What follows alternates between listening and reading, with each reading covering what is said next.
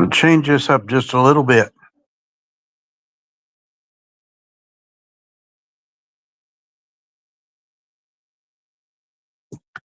There we go. I think that does it.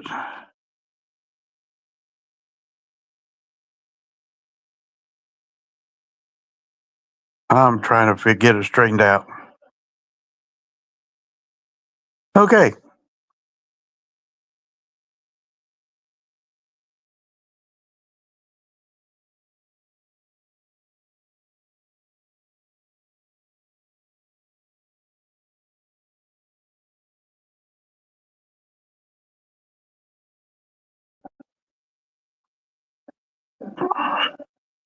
Hey, Nanya.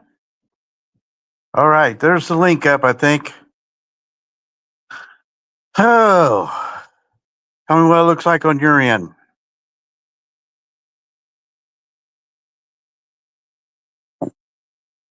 I went and put on a fancy shirt. Got a t-shirt on underneath.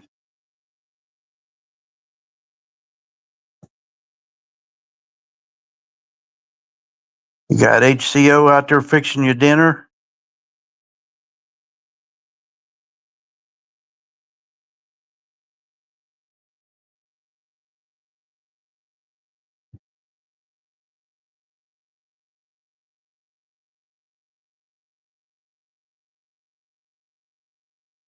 I'm just playing right now.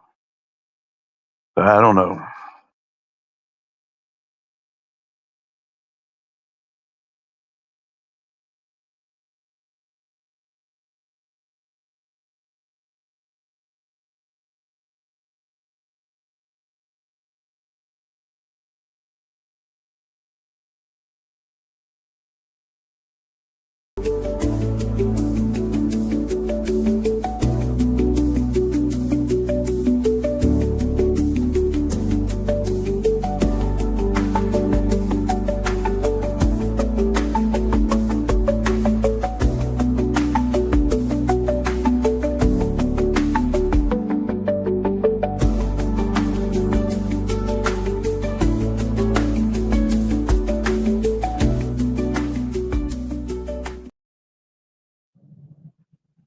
All right, gang, here we go. We've gone through our 30-second countdown.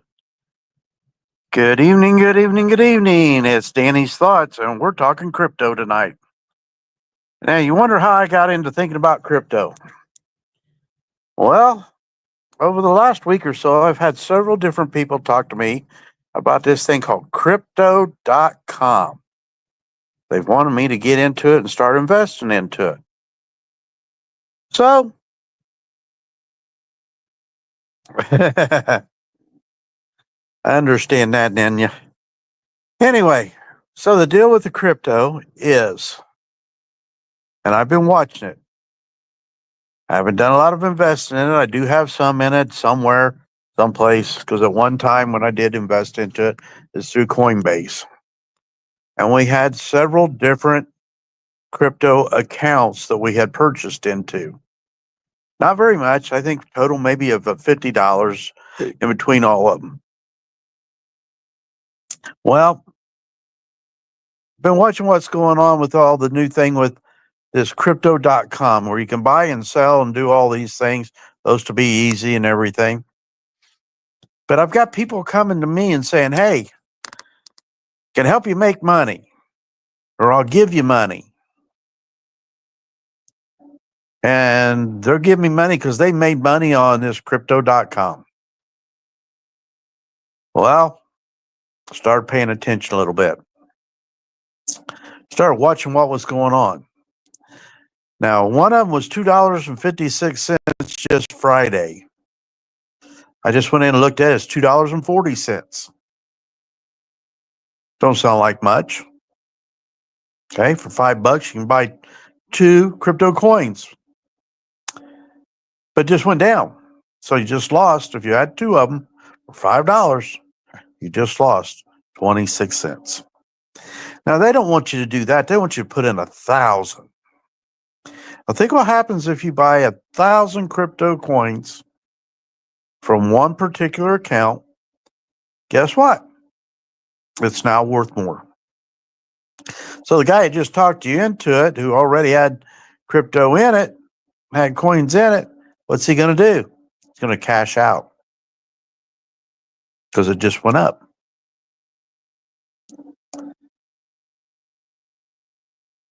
And now, where does that leave you? You think you spent $1,000, so you figure that a quarter of that, so half would be $500, $250 worth of coins, and you just lost 13 cents off of each one of those. 250 coins. 13 cents. Don't take me long to figure out that, guess what? You're not going to make it. Hey, HCO. I know you got some things you're going to be doing and paying attention. You probably got a counter to set a phone up on and listen to all this, but hopefully we get some more people in. I try to go into my community page and put out a community post. I can't even find it on my YouTube page to even do that. So, who knows? Didn't get very many views from the one yesterday. Maybe we'll get more today. I don't know. But something people need to pay attention to is crypto. I was talking to Howard County today, and he said, the crypto is kind of like the stock market. I said, yeah. I said, the stock market was supposed to be brought up to where when you invest in a stock, you're investing in a company. And the profit of that company is how the stock market went. It either went up or down. Well, that's part of it. The other side of it is just like this crypto thing. The more people you get invested in it, the more the company's worth, the more the stock becomes worth, and then somebody sells out of it, the stock just went down. Just like with the crypto. Hey, if I can talk you into spending $1,000 and putting it into this particular crypto, and I go and I sell my stock, guess what? We just did it.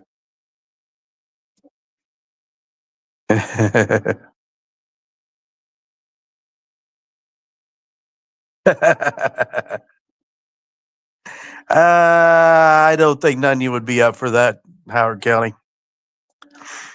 And we're not going to make this one of those pages. Not going to get bombed, if you know what I mean. So anyway, I want to know what you folks have done in the past with the stock market. Guess she told you.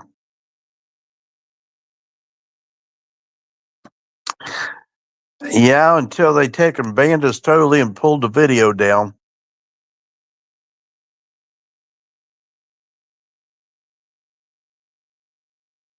But anyway, I digress.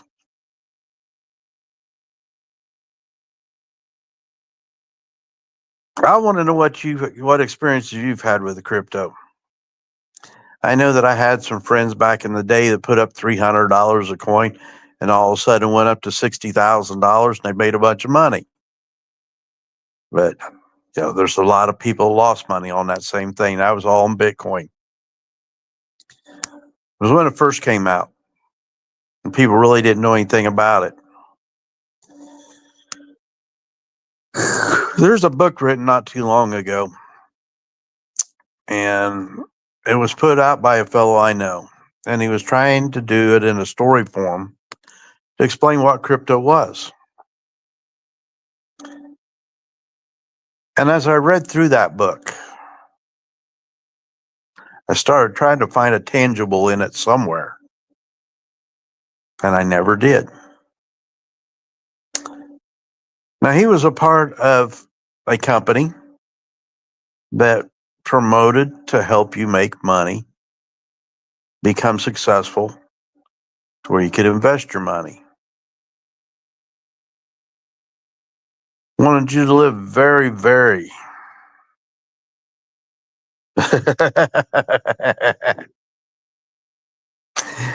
they wanted you to be very, very successful and be able to buy your dream home, your dream car, go on your dream vacations and have your dream summer home and your dream winter home and, however you wanted to live. And I've known a lot of people that are still into that business. Do I see them doing a lot with it? Not really. That business was built on the same thing as the crypto. The more people you get involved, the more that it'll make, the more you can make off of that. And it all becomes that you're making off of the investments that other people made. So if you're just sitting back as an investor, are you going to make anything? Nope. So you got to go out and be a promoter on top of being an investor. Promote of what? Oh, have you heard of crypto? Now they're trying to push this thing crypto.com. Crypto.com is all about how to buy, sell, and if you want to buy in the USD or, where you want to, different cryptos. Now, it'd be all right if it was kind of like the gold market or even the barter market. But our U.S. government has got us in what they call a fiat market. What does fiat mean? Fiat means you and I could get together and we could start a bank. It's not really a bank, it's an investment company. Okay? So what are we going to do right off the bat? Well, we're going to open up and say we're going to take depositors, which are going to be investors into our bank. Let's say we don't have any. But the very first thing we do have are borrowers. And we can let them borrow. Off of what? We don't have anything. We're going to give them a piece of paper. That piece of paper says that they can buy a house, they can buy a car, buy a motorcycle, they can buy a boat, they can buy an ATV, whatever. Off of that piece of paper, we are going to get investors to invest in that piece of paper. We don't have anything in it. All we've done is sold it. Same thing with the crypto. Doesn't have any backer behind it. Just had somebody that sold the idea. I want you to think of one bank that's been around for a while, still out there,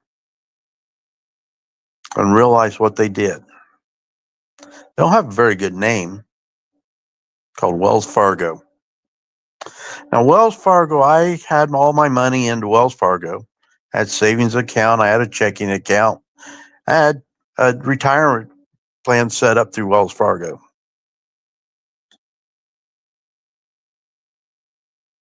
I had a 0 credit rating. Everybody says, well, how can you do that? I just didn't have any credit. I didn't need any credit. I wasn't buying new cars. I wasn't buying a house. Wasn't buying anything. I even went to them to get a personal loan. They wouldn't give it to me. They already knew how much money I made because it all went to their bank as a direct deposit. They already knew what I had in retirement plan because it was already attached to their bank. Well, Wells Fargo isn't a bank. It's an investment company. Set up by a few people who figured out how to screw the public and make money. You say, how do they do that? Well, they do it $35 at a time. They take your money and they invest it and make interest off of it and give you a little bit of it. And then, I made a goof up and I did an overdraft. Yep, $35. I want to borrow some money so I have that as a backer so I don't overdraft anymore. I'm just going to put it over here in the savings account and pay it back to you and pay the interest. Nope, can't do that. Not going to give it to you. I'll charge you that $35. It's awful funny. Things happen. Things happen in life. It happens all the time. The crypto itself has no backer. It's a computer generated number that says that you have this much of another computer generated number that is attached to these letters. Now, did you hear anything tangible in there? It's all computer generated, nothing tangible. The guy that owns the computers, he's got the only thing tangible. He gets paid for every trade that happens. He does nothing else. Doesn't have to. He created a crypto acronym. Bitcoin. FX. I don't remember all of them because there's a whole bunch of them. Just in Coinbase, they've got 350 plus accounts that you could take and buy and trade through.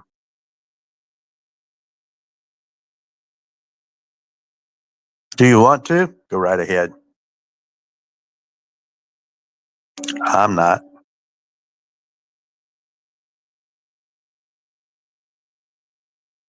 If I don't have a tangible that I can have right now that I know is going to advance in some way, shape, or form, I'm just not doing it.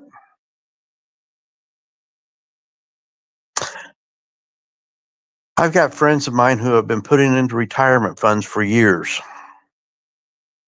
Do I have a retirement fund? Yes. Do I have life insurance? Yes. Do I have a lot of crypto? No.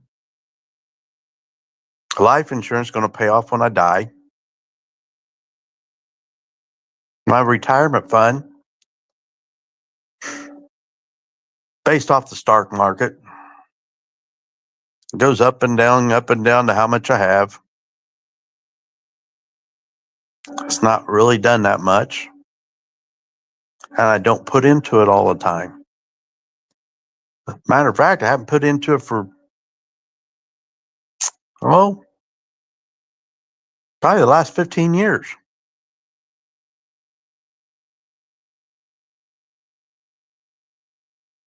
I took out of it recently, took a big chunk out. Took out more than what I had in it at one time, but I also lost half of what I had in it at one time. And it wasn't much.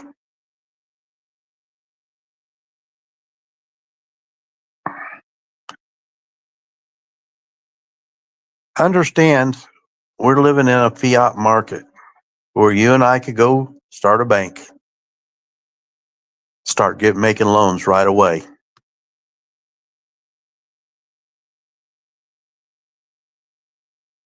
And not have a single depositor.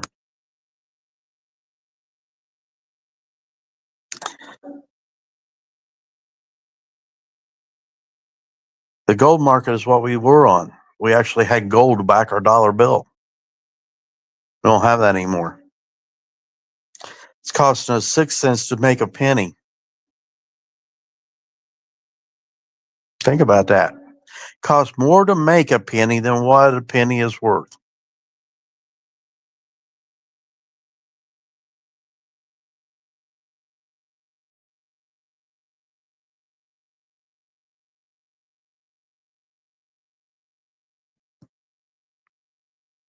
Why do you think the government wants to get in on crypto? It's another Ponzi scheme. Just like they've done to us with Social Security, Medicare, Medicaid. If they control it, not nothing there. I turned 65. I was able to take early Social Security at 62. Now, the problem with that is when you turn 62, I don't know what it costs to make a quarter HCO. I know what it costs to make a penny. When I took it at 62, the first year that I took it, I made too much money. So the money that I got from that Social Security, I had to pay back as a payment plan. Now, the payment plan is they take my next year's Social Security and use that to pay off the last year's Social Security, but I still got to pay taxes on this year's Social Security to pay last year's Social Security back. Now, I'm paying taxes on money that's supposed to be my money in the first place. Social Security supposed to be a retirement insurance that we paid into. They say you don't pay taxes on it, but BS. They take that money out of your check every month, and at the end of the year, you pay taxes. And they say, well, this much went into your Social Security. You're still paying taxes.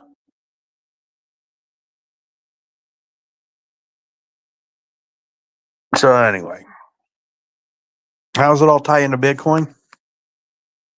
Because the government's trying to get into it so they can have another Ponzi scheme, just like Social Security, Medicare, Medicaid. So here I am. I still owe money to the government for the first year that I worked, for money that I already put into an account that I should be able to take out of that account. And when I put it in at the age of 65, I was supposed to be able to retire and start collecting Social Security. So what they come up with? A Ponzi scheme. So now I have to be 67 to get the full benefits and be able to work all I want. I can't make as much money as I need to make to pay my bills and be on Social Security.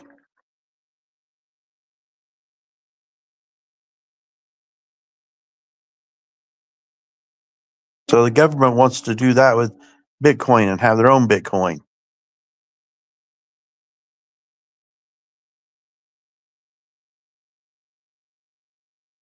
I just got a thing yesterday. Republican National Committee is a survey.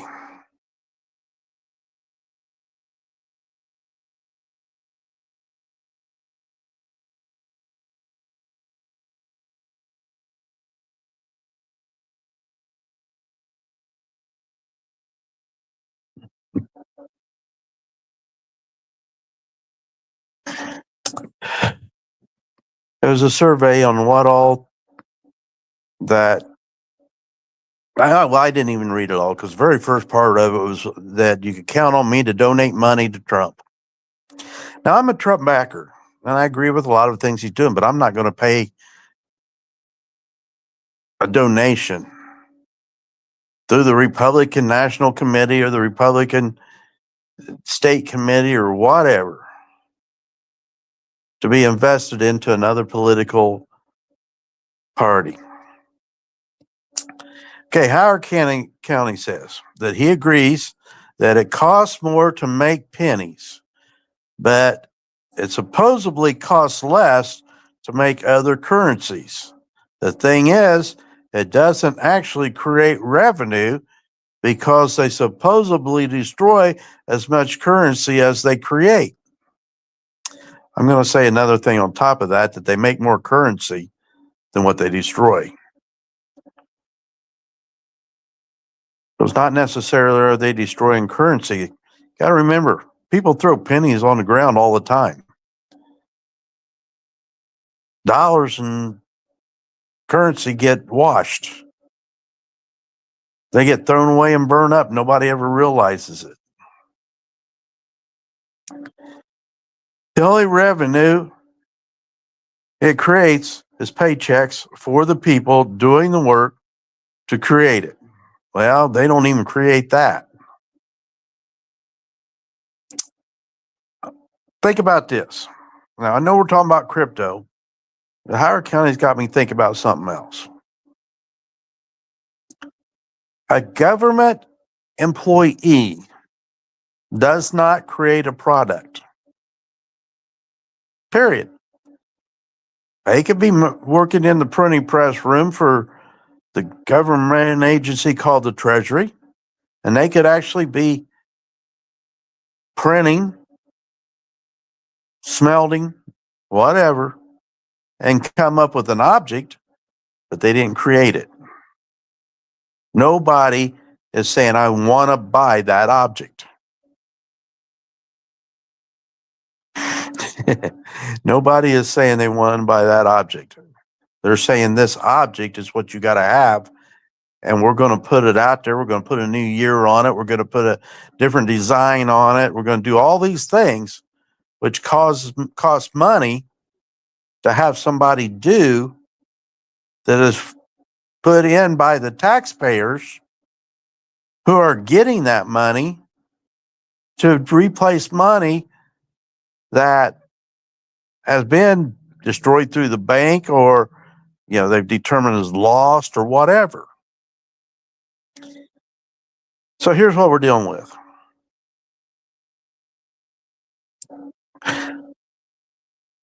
Sovereign citizenship. You talk about classes of people, high income, low income, but nobody thinks about the sovereign citizenship of the United States of America. Who is that? Any and every government employee who does anything. If your paycheck depends on the government, you're a sovereign citizen.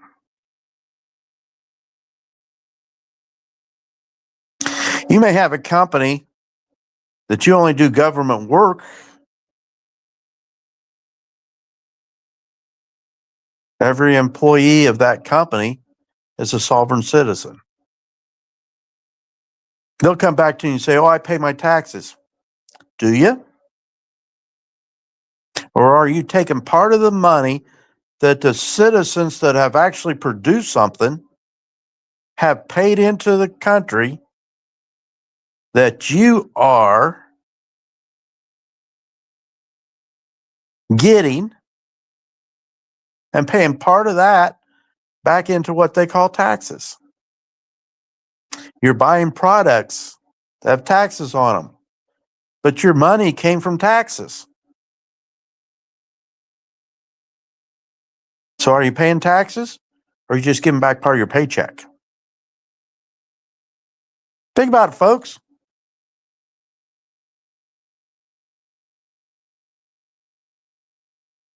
There you go. You're a taxpayer-funded recipient. You're a parasite. I bet you don't know where I got that from. If any of you watch YouTube videos, you know where I got parasite from. And it's used quite a bit in one particular auditor's language a lot. I like him. But yes, you feed off of other people. You don't create anything.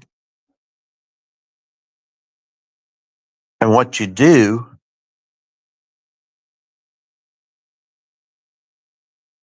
no, John Felix, he uses it a lot lately. Don't see much of Craig lately.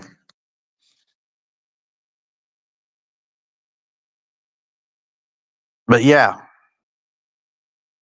the money that you get paid comes from the people who produce products, who produce a something. I'm a truck driver. I produce the labor to move the truck down the road.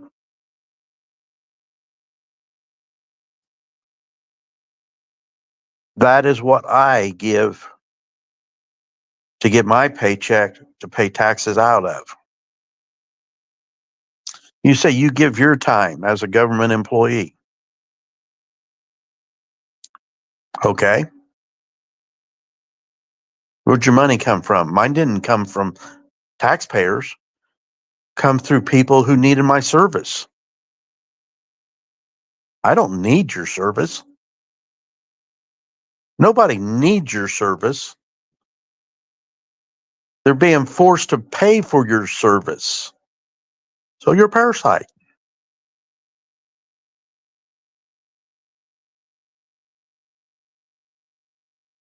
You got some people are not going to like this video. That's okay. Because it's the same thing with what I'm talking to you about crypto. And the new thing with crypto.com that's being promoted out here. Folks, watch your backside. It's a parasite who wants you to give your hard-earned money to someone so they can take your hard-earned money from you. And the only way you're ever going to get it back is if you take it from someone else. You're not producing anything. You're just all a part of the Ponzi scheme.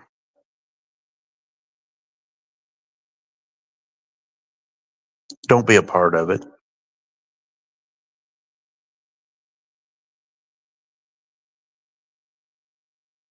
When you've got any government employee that you drive past their house and they have better than you,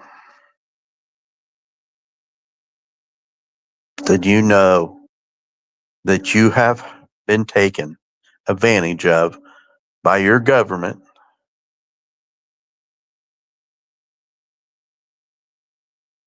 and have been given to in benefits and wages to parasites, and they think they deserve even more.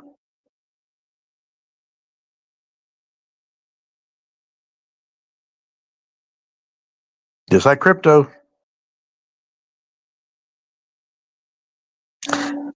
I'm going to try to do it, and I'm going to make more and more and more. I'm going to tell you what, don't. Just don't do it. I want to tell you something that we got into. We got into, like I was just explaining earlier, a company that we had to pay a monthly fee to be able to get cash back from other individuals, other companies. And supposedly they had all these companies all tied into it that we could get cash back from. All well and good, but we had to pay a fee to do it. I got out of that business. Got out of it in 2021, early 2022. Made some good friends. Well, do I call them now? Are they friends? I don't know. Made acquaintances because they don't call me, they don't check on me, they don't do anything. So they're acquaintances. All they wanted me to do is to go out and get more people involved so I could become successful.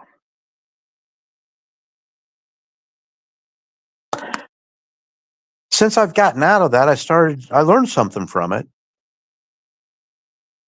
which is about the only thing I got out of it. I learned how to get a little bit ahead by paying down my credit cards and those kind of things. I was already doing it, just wasn't doing it the way they were doing it. And when I started doing it, yeah, I got some things done.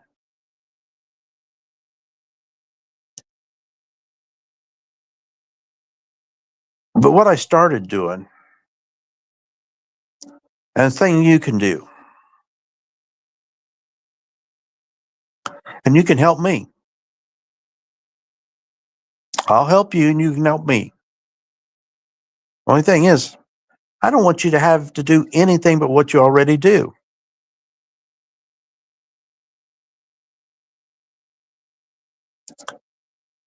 I want you to start out with a company called Upside. Upside's kind of neat. Let me see if I can get down here and put a comment in. There's a way to do it. I see all the comments, but where's my place to get put in comments?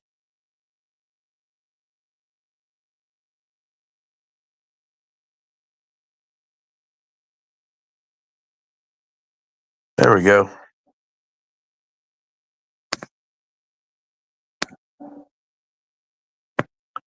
That's not it.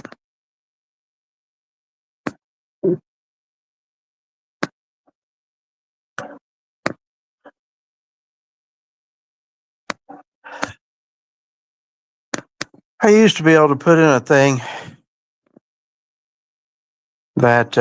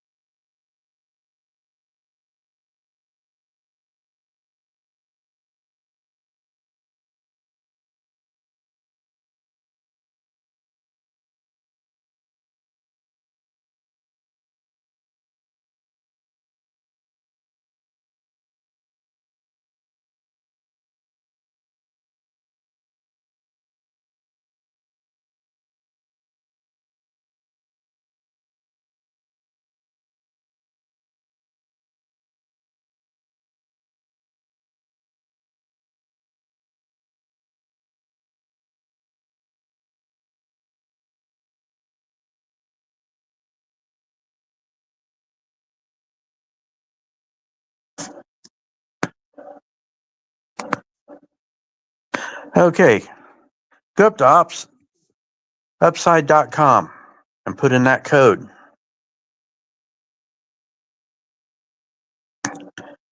I need to bring this thing up again. Where am I at? Oops. Put in that code right there.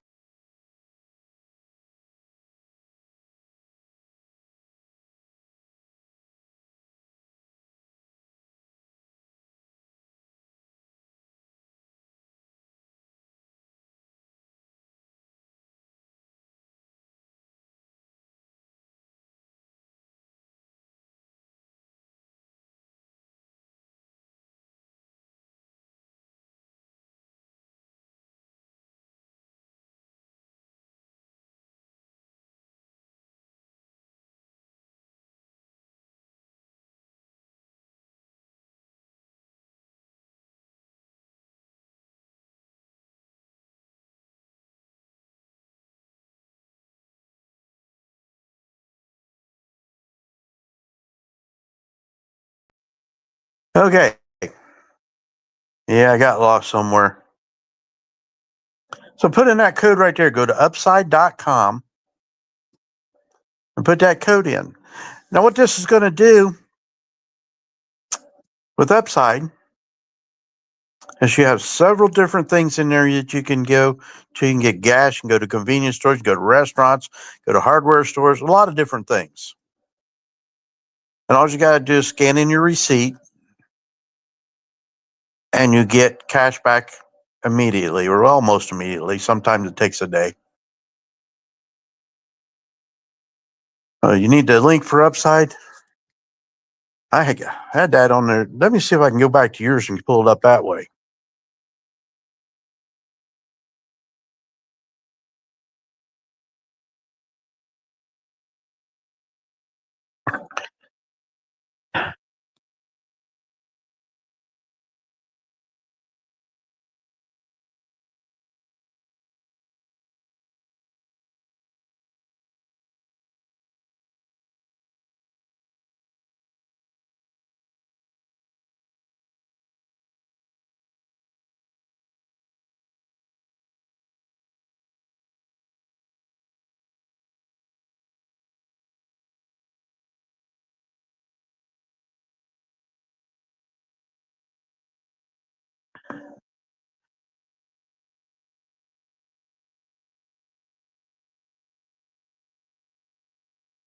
I can't get it to pull up when I go into it because tells me to share people and everything else. And I even went back into your message that I sent it to you where the link's actually at. And I can't copy it to put it in. Just like even when I got the code, the only thing it gave me was the code to copy. It didn't give me the link to copy. It makes it tough. So I don't know if you can copy the link somehow in the message I sent you and put it in the chat, and then I can highlight it. And then we can do the code. But anyway, how that works is you just buy what's on there. You go in and find out where you want to go and claim it, upload your receipt, you get the cash back. Now, how I do things is I go, let's say I'm getting gas. I like using a Marathon. So I keep an eye on the different prices of Marathon.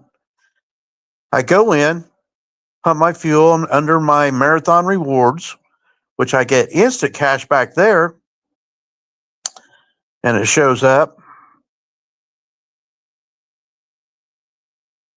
You can post it in the messenger or in the comments. And then I can pin the comment up to the screen. I don't know how to make you a mod on the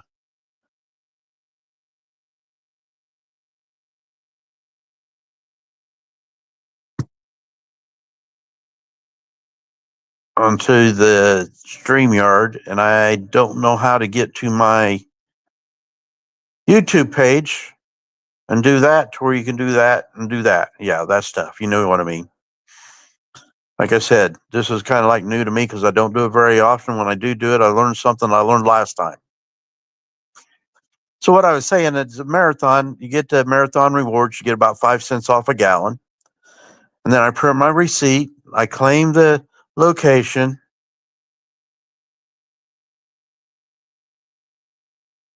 So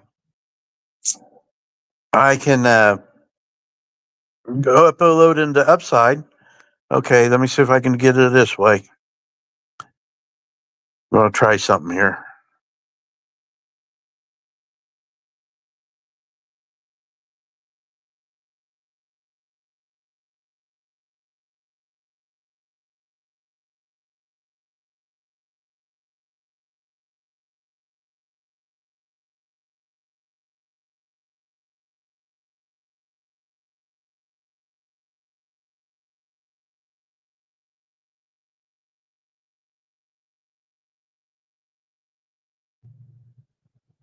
Okay, let me get back down to my comments thing here.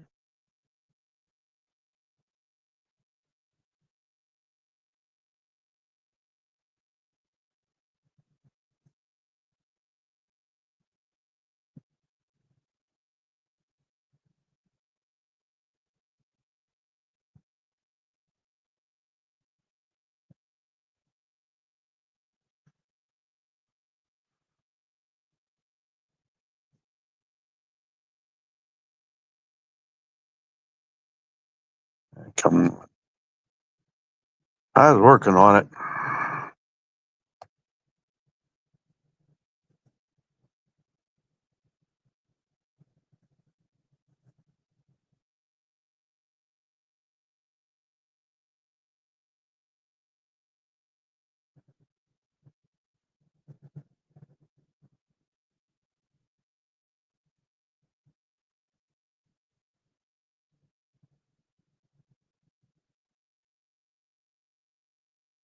Oops.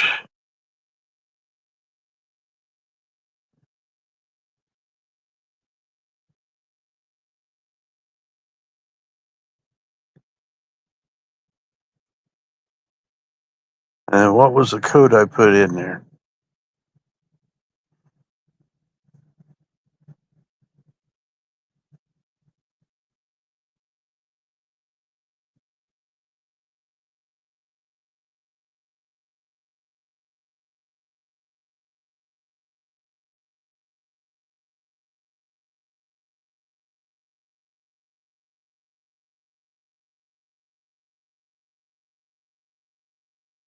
I almost had it.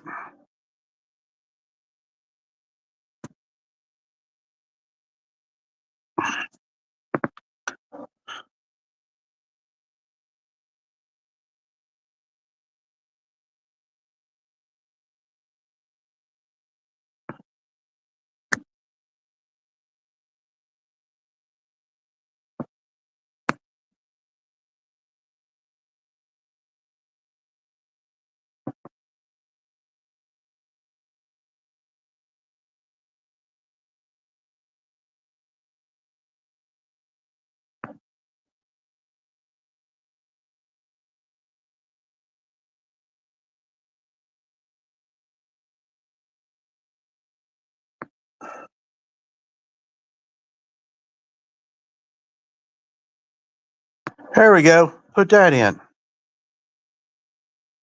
So when you put that in, that code makes it to where that when you get fuel or you buy stuff at a restaurant or whatever, that it helps me out and gives me cash onto my upside just for inviting you to be a part of it.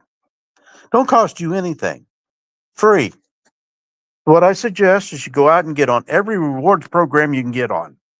I don't care if it's Taco Bell, Pizza King, Pizza Hut, Subway, do it best.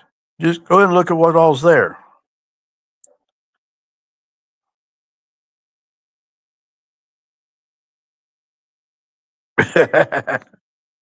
Yeah, I know.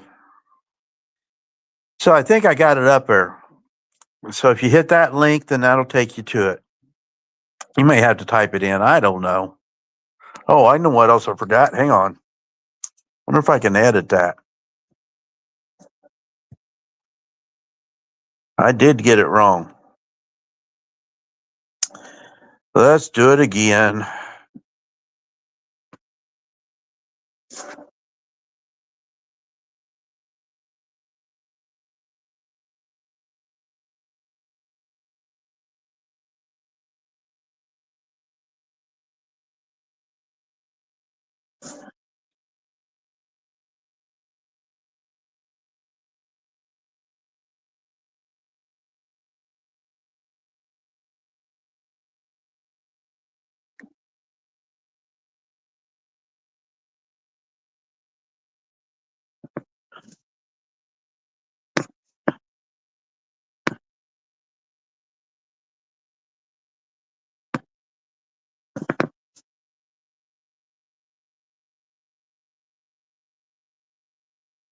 Let's try that. Just noticed that. Got to have that www thing in there. So that link ought to work.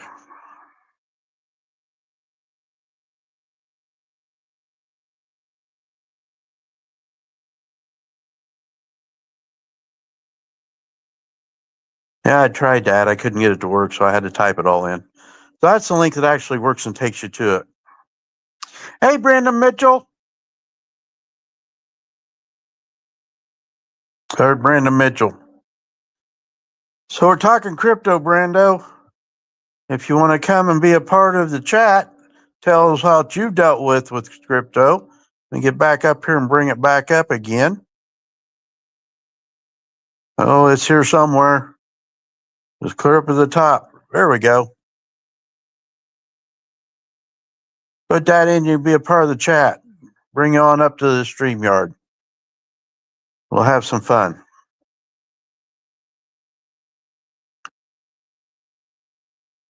I wonder if there's another banner that you could put on to actually run across the screen. I don't see anything. I don't know how it works. I've seen where they've had the running banners on them before.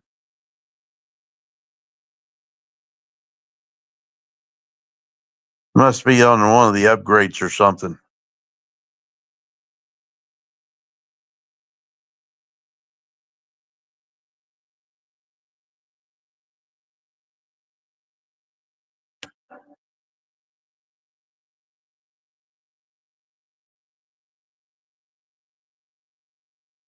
Oops.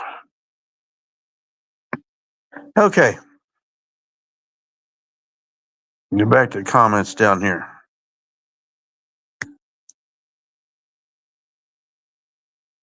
Anyway, we're talking crypto and how it's involved you. So if you've got anything that you've ever done with crypto or you've noticed some things about crypto, the thing that I've noticed is got a lot of people wanting me to be a part of crypto.com. They want me to invest $1,000 and they can help me make money. One of them wants to make it to where I can fly a real airplane. Enough money to do that. Well, if you've noticed, if anybody's paid any attention to my Facebook page or anything else, I've gotten into RC airplanes. So with RC airplanes, I've built quite a few lately. I built them the least expensive way I can. Okay, let me put the StreamYard link up there again. Oh, it's up there.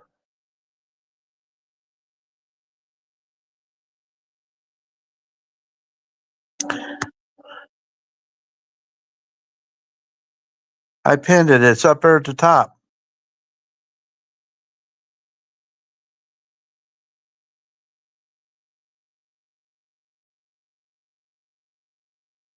So anyway, I built a lot of RC airplanes. I've gone from small ones to big ones, from battle planes to that we take them, get a bunch of guys in the air and try and knock each other out of the air with.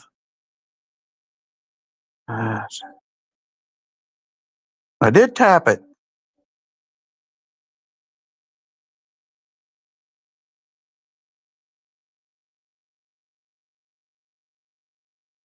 StreamYard link is posted at the top.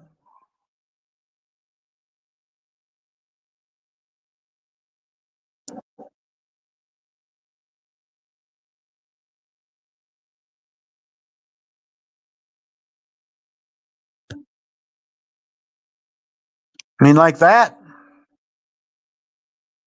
Does that work better?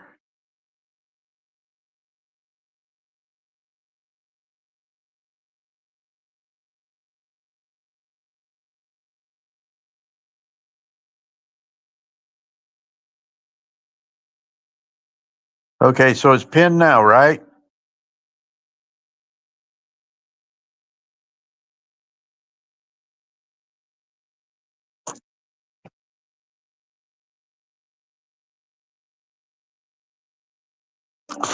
I think I had to tap it twice to get it to do that, to where it dropped my name off of it.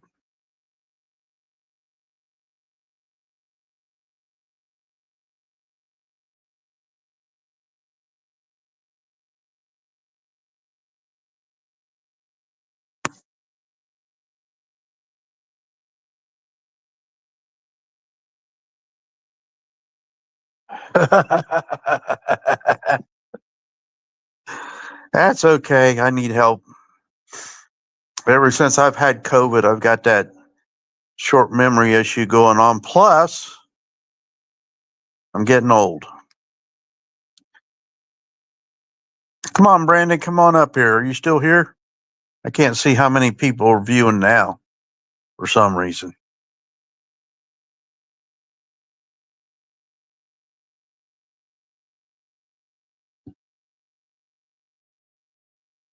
I was able to see how many people were viewing.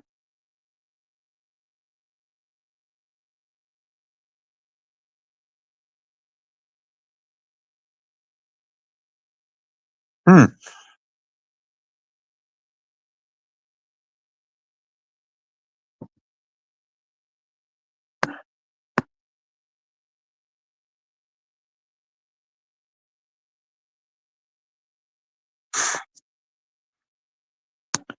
Okay. So anyway, I've started building RC planes. And I can build them out of foam board that I get at the dollar store, which is $1 a sheet. So the biggest plane I built in foam board, and I use foam board and hot glue, cost me maybe $10 to build the plane. Now you end up with a another $70 or so wrapped up in the electronics for it, maybe $100. And now you can fly it. But if you want to make it look pretty, you got to buy paint, do all that. But it starts out with downloading plans and then taping all those plans together, cutting out all the plans, transferring them to the foam board, cutting them out of the foam board, and then going through the process of putting it all together. I enjoyed doing that because I had time off. And instead of eating, whenever I get hungry, I go over and start working on a plane, whether it be taping plans together, cutting out plans, or building a plane. So during this cold winter spot this winter, I build a jet. I build what they call a guinea pig, which is my biggest plane. And it's got a cargo door where you can dump stuff out of it. Wingspan on it is 59 inches. I built a mini Corsair, which is what China used to call our killer plane or death plane because they were fast, they were maneuverable, and we had a lot of them. I gave that one away. I built what they call a tiny trainer, which is a glider. It can either be powered or it can be launched, one of the two. I built a biplane, which I got all powered up and painted up red, white, and blue. I am working on putting together a Mustang. I've got it pretty much built. I've got the electronics and everything. Next project is just getting it painted. I have what they call a Flyer, which is one of the warplanes. I've got a Wing, which is a warplane. I've got a Bloody Wonder, which is a warplane, and I got the Bloody Baron, which is a warplane. So how many does that make? I go 1, 2, 3, 4, 5, 6, 7, 8, 9 planes that I built. But altogether, I've got 18. I just started this hobby like in September of last year. I started just by getting into it and learning to fly. So I bought my first trainer plane. And I bought some gliders. The only thing I've flown right now is the trainer plane. The jet's going to be fast. I already started up the motor here in the house, and I had to clean up the stuff blew off the desk, fix the curtains again, all that fun stuff. Kind of fun. But that's what I did. Now, if I was to sell these planes, yeah, guess what? I created a product, and I could sell them. The other side of it is, I didn't go out and buy planes. To buy planes, just a minimum of a decent plane that has already been built, that somebody's already put their labor into, starts out at $100, and then you have to put the electronics into it usually to get it the rest of the way. I have one of those. Cost me $129. And I got to put all the electronics in it. So by the time I get done with it, it'll be close to a little over $200 plane. That all I've done is put electronics in. Somebody else made it. It's actually a manufactured plane. The other planes that I have that I purchased, all manufactured. Some of them were built by others. Some of them were quite old. One of them is even a gas plane. I wish I could see what's going on up here. There's no way I can do that either. I don't know what's going on. Anyway, I can't see how many people are viewing.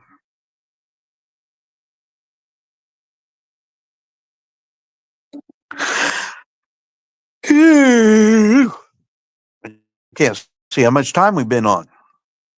I can't see anything.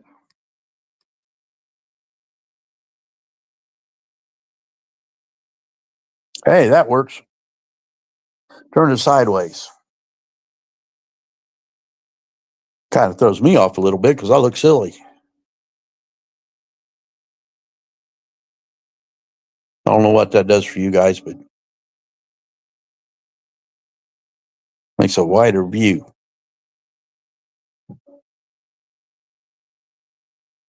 I like it this way better.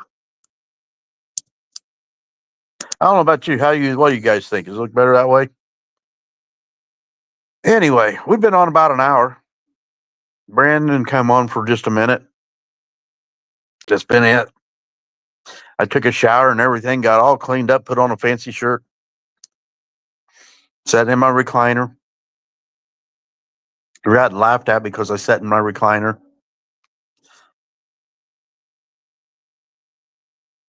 A lot of guys have desks and I got the fancy microphones and everything else. I'm doing it all on my phone.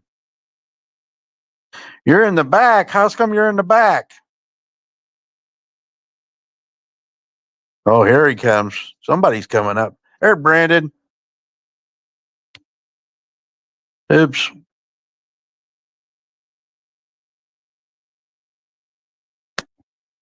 There you are, Brandon. How you doing, Dave? I didn't even know that you was hiding back here. I just been back there a minute. Hey, have you ever gotten involved with crypto? I have never been involved with crypto. Have you ever had anybody try to promote you to it? Maybe a while back, yeah. But like I didn't take advantage of it, if that makes any sense. Well, the way I'm looking at it now, you didn't allow yourself to be taken advantage with it. I could have made a lot of money with it though. If you got into it to start out with, yes. I had a buddy that was in it like, right from the beginning. Yeah. I kind of regret not joining in with it with him, but you know, it is what it is. Well, when it first started, that was the time to get in and to get out of it. Now, I agree with that. When you talk to him now, is he still in it? I haven't talked to him in years because he's a druggie, and I kind of had disassociated with all that bullshit. Yeah, does that make any sense to you? Yeah. I mean, so I'm assuming I used to be a druggie myself, so like getting involved with that shit is like, you know, trying to drag me back, I guess. Yeah. Well, the crypto thing, there's a lot of people around lately who have been trying to get me into it. Now, I've got some crypto, but I can't tell you where it's at, you know, whether it's made money, not made money or anything. Got about $50 wrapped up in it, and that's it. Well, that's probably pretty good. Well, that's been in the last 5 years, so I know that I've never made any money off of it because crypto hasn't done anything in that period of time besides go down. Not to worth a damn, right? I agree. Yeah. So what's going on now is this crypto.com. And it's being pushed out there. You see it on your YouTube. You see it on your Facebook. It's just being advertised everywhere. I see that. I okay. do. I don't get involved with it still, but yeah. Well, I've had several people end up. I've never really invested in anything before. So. Yeah, I've had several people that have messaged me over it, and I actually had a face-to-face with a guy who was talking to me about it, and his whole thing was if you put this much money into it right now in 10 years, it'll be worth so much more. Well, he doesn't understand that I'm 65 years old and that I've had money in it for the last 5 years and I haven't seen it grow. The only thing I've seen is it lose. Now, because I wasn't silly enough to put a big bunch of money into it. So what they're doing with this crypto.com is they're promoting that, hey, I can help you make money. One of the guys says, if you're having trouble with your bills, I can help you pay your bills. Just put amen in the comments. So I did. And I got into conversation with him. And before he even said it, I said, I'm not interested in crypto. Oh, he said, oh, no, this isn't crypto. But how he's made his money, he's going to help other people, is through crypto. Okay. So what's he going to do for me? Exactly. What's he going to do for you? So I went in and I checked his Facebook profile. He's from British Columbia.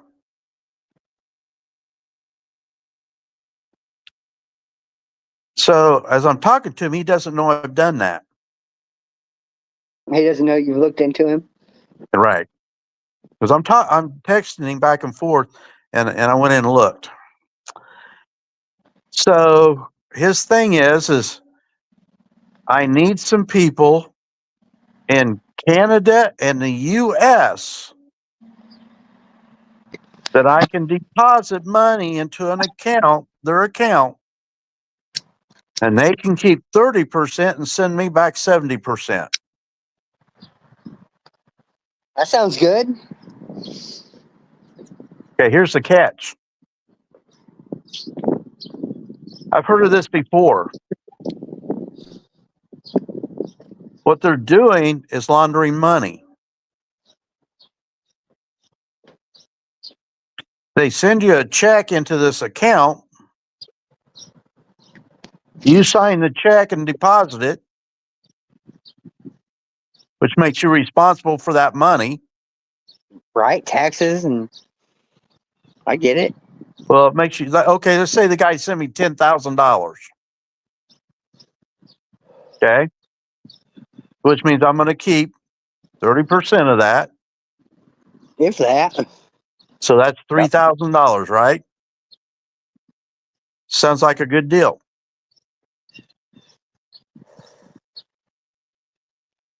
So I'm going to send him back 7,000.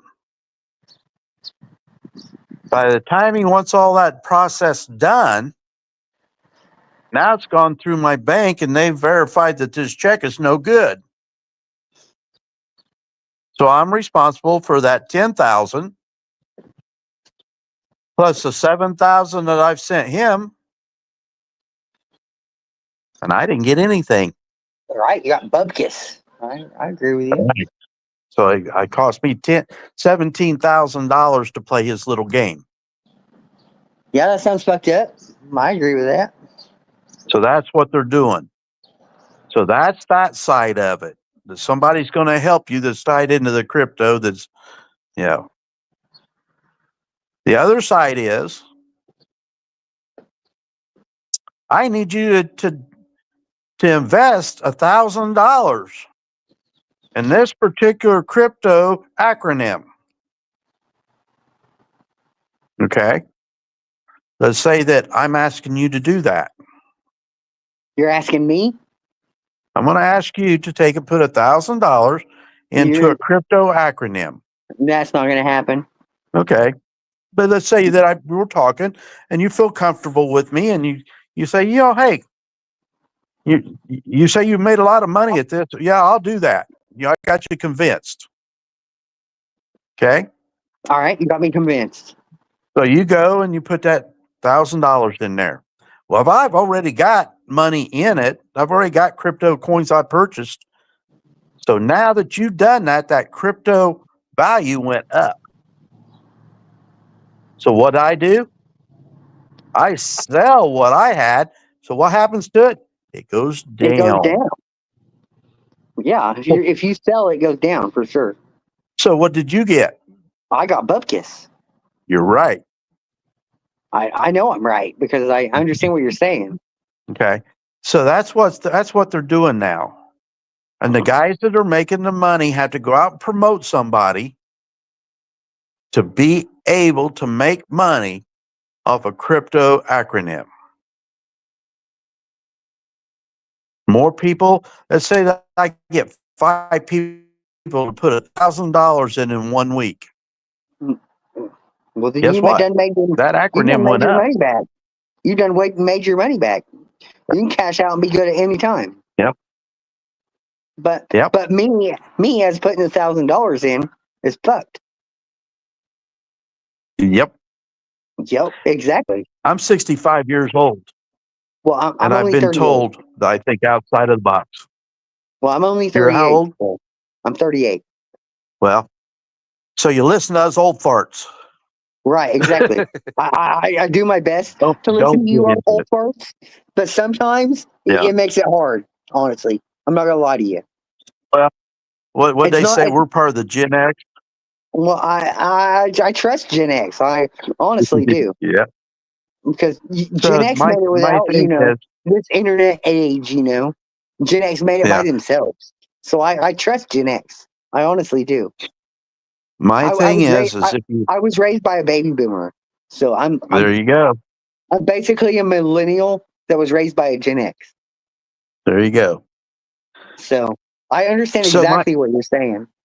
my thing is if you want to make money and you want to be successful in life, create a product You and better have sell a that product product. that people want. That's the thing. You got to have a You know what? product that people want. I've got enough products that I have designed that I cannot produce that people would want if I could produce it. That if you could produce it, Hmm. exactly. If Okay. I do have a product that I do produce that I make very well on it. And I sell them for $50 a piece. I have sold them for up to $75 a piece. are you selling the idea or are you selling something? I'm selling the product. You're selling the product. And so it's Yep. not an idea of a product, it's the actual product. Right. I made the idea to start out with, did a little research. I changed it, made it mine. Right? And I get that. And I went out and started looking. I found my raw materials. Then I found them cheaper and I found them cheaper and I found them cheaper. Right. Without tariffs. No, I get Right. that. Right, exactly. What it is raised gardens. What was it? Raised gardens. Raised gardens. So you're like selling above ground gardens. Right. No, I get that. It's not the big box things you see people building and got them spread all No. over the yard. The You big know, boss things are the ones people are making big money on. well, You're just a small town guy, Hey, I got well, this. what I'm making, you could put on a patio. Right? If you move, you can take it with you. Well, If you decide you don't like it that where sounds it's like a at, bank right there. If I well, can take it with me, that's bank. if you don't like where it's at, you can move it. Okay? Very simple. I've seen them for over $100 and they're good for about a year and then they deteriorate. I've had mine for over 4 years. 4 or 40? 4. 4. All right. Because we bought our house about 5 years ago and I started building them then. I've got 8 or 10 of them out there right now. Now, granted, I'm 65 years old and I've got some equipment that I didn't have to buy to build them. Most expensive thing I have that I had to buy was screws. Damn. That's cheap. Yeah. Because I had wood. And I take that back. The very first barrels cost me $10 a piece. I cut them in half, so each one of them I got $5 in. The wood I already had, got it for free. And I had to buy screws. Now I can buy barrels for $2 a piece. Yeah. So what I do, I lowered my price. I'm trying to start my own like landscaping business. Well, But, you can do that too.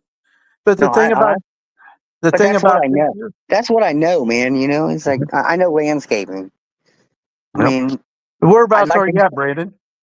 I'm in Kansas. Okay, you're kind of ways away from me. I need somebody to come and clean up my yard. No, I get that. I get that too, man. I do. I get that. I honestly do. Well, But, my yard got mowed twice last year, and I got 3 acres. well, that's not bad. I mean, I'd probably mow it more than twice, but Normally, it was an every week thing.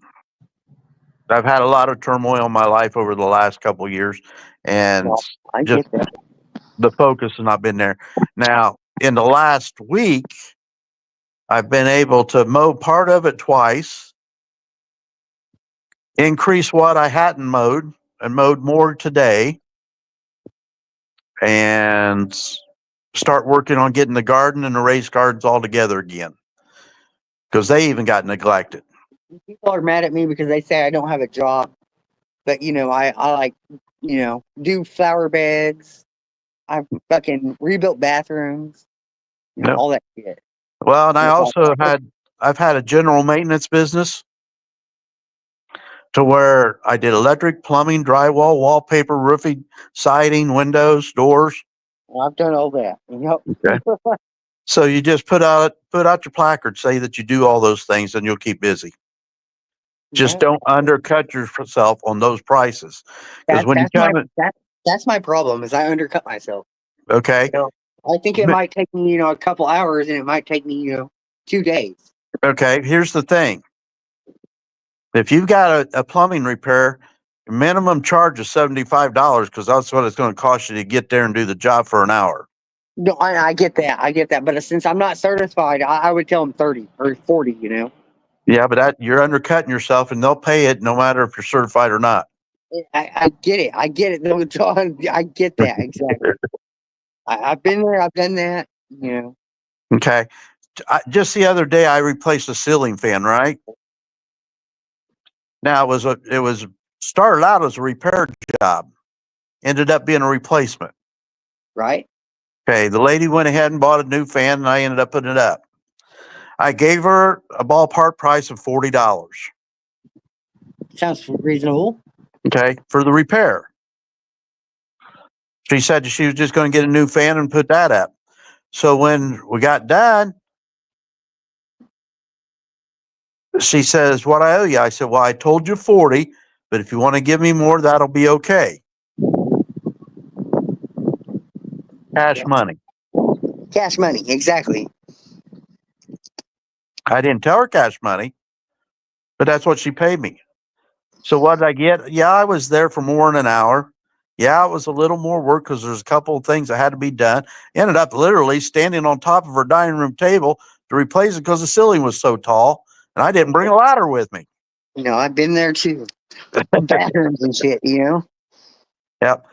Having to tear out a fucking a bathtub that is made of ceramic, but it's got to come out of the upstairs, so it can't come out whole. It's got to come out in pieces.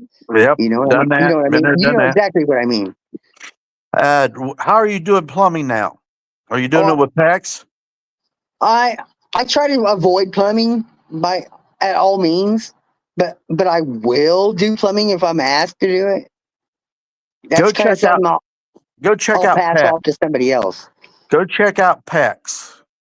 PEX. It's called PEX. PEX. Yes, it's a continuous plastic pipe that slips over a fitting with a compressed fitting that goes over the plastic pipe that crimps down on the fitting. No, I get that. So you're just cutting the plastic pipe to length, putting it on a fitting, and crimping on a fitting, whether it be a shut off, whether it be an elbow, whether it be Whatever a it be. key or whatever.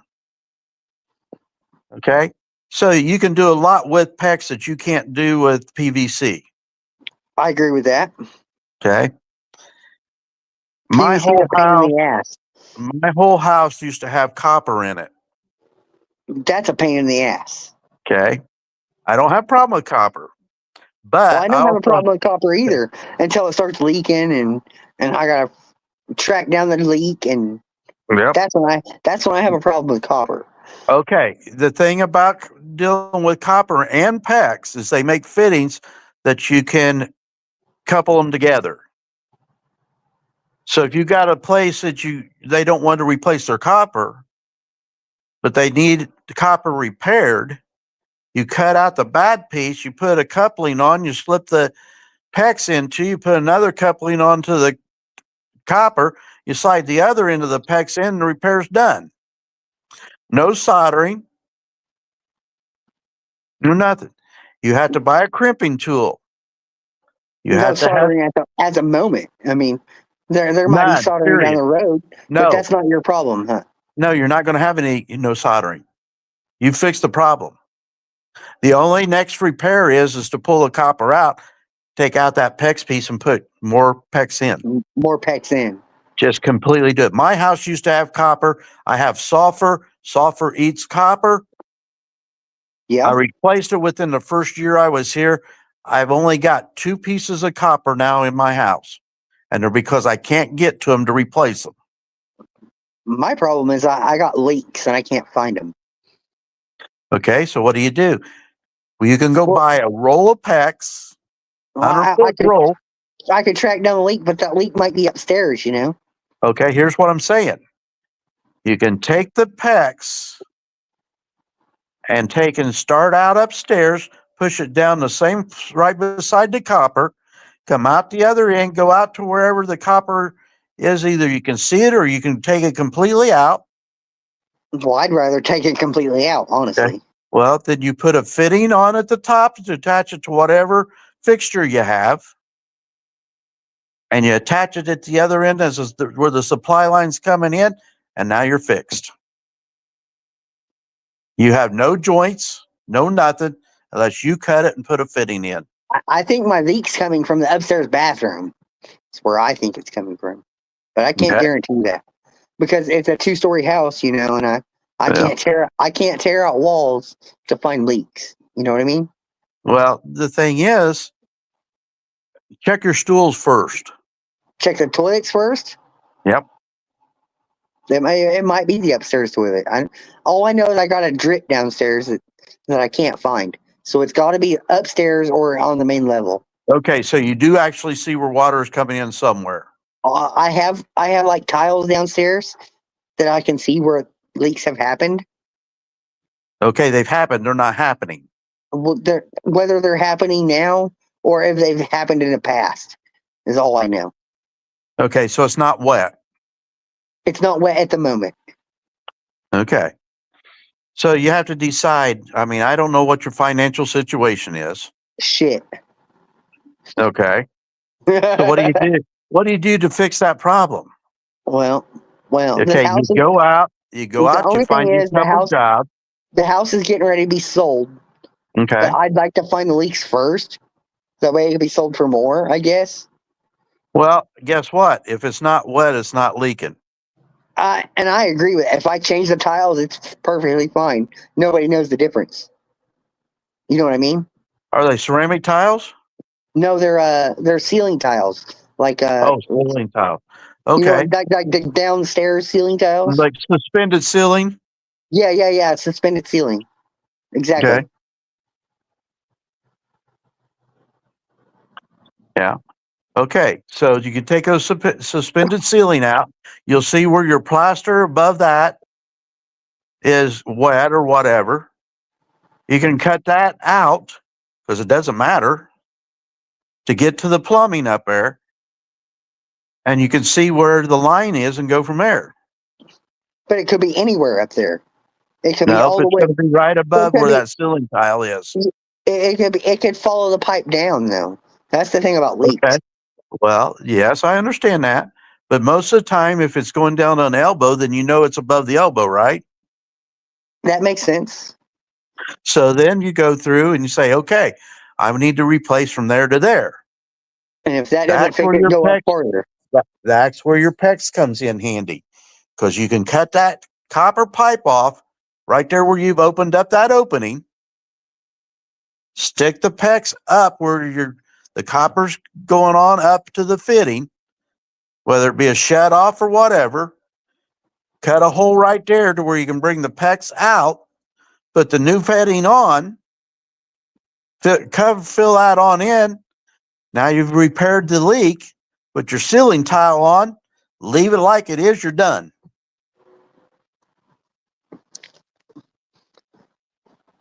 They make things called shark bites. Yeah, You I know what cut a shark bite is. Okay, so you cut your copper off, you clean it off, you slide the shark bite on there. The other end, it will either be the crimp-on part of the shark bite, or it'll be a coupling shark bite on both ends. Okay, you can buy them either way. Push them both in, connected at the top with a crimp, put your fitting, your shut off or whatever you've got upstairs that's hooked to, and go about your business.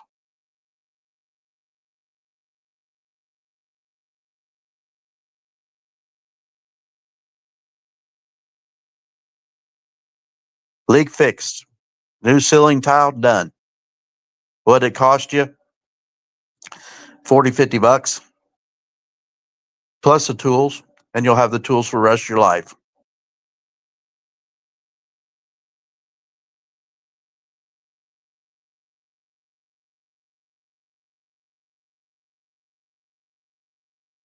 See what I mean?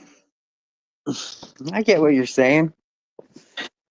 And I'm gonna take you guys into it. You're gonna get some shadows because it's dark in the rest of the house.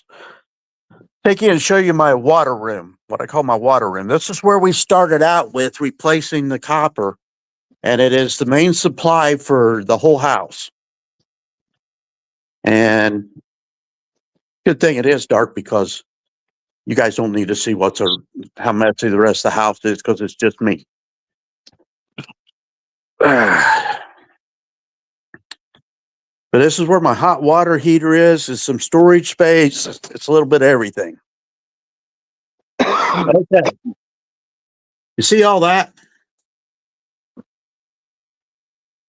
Oh, Can you see it? The red pipe?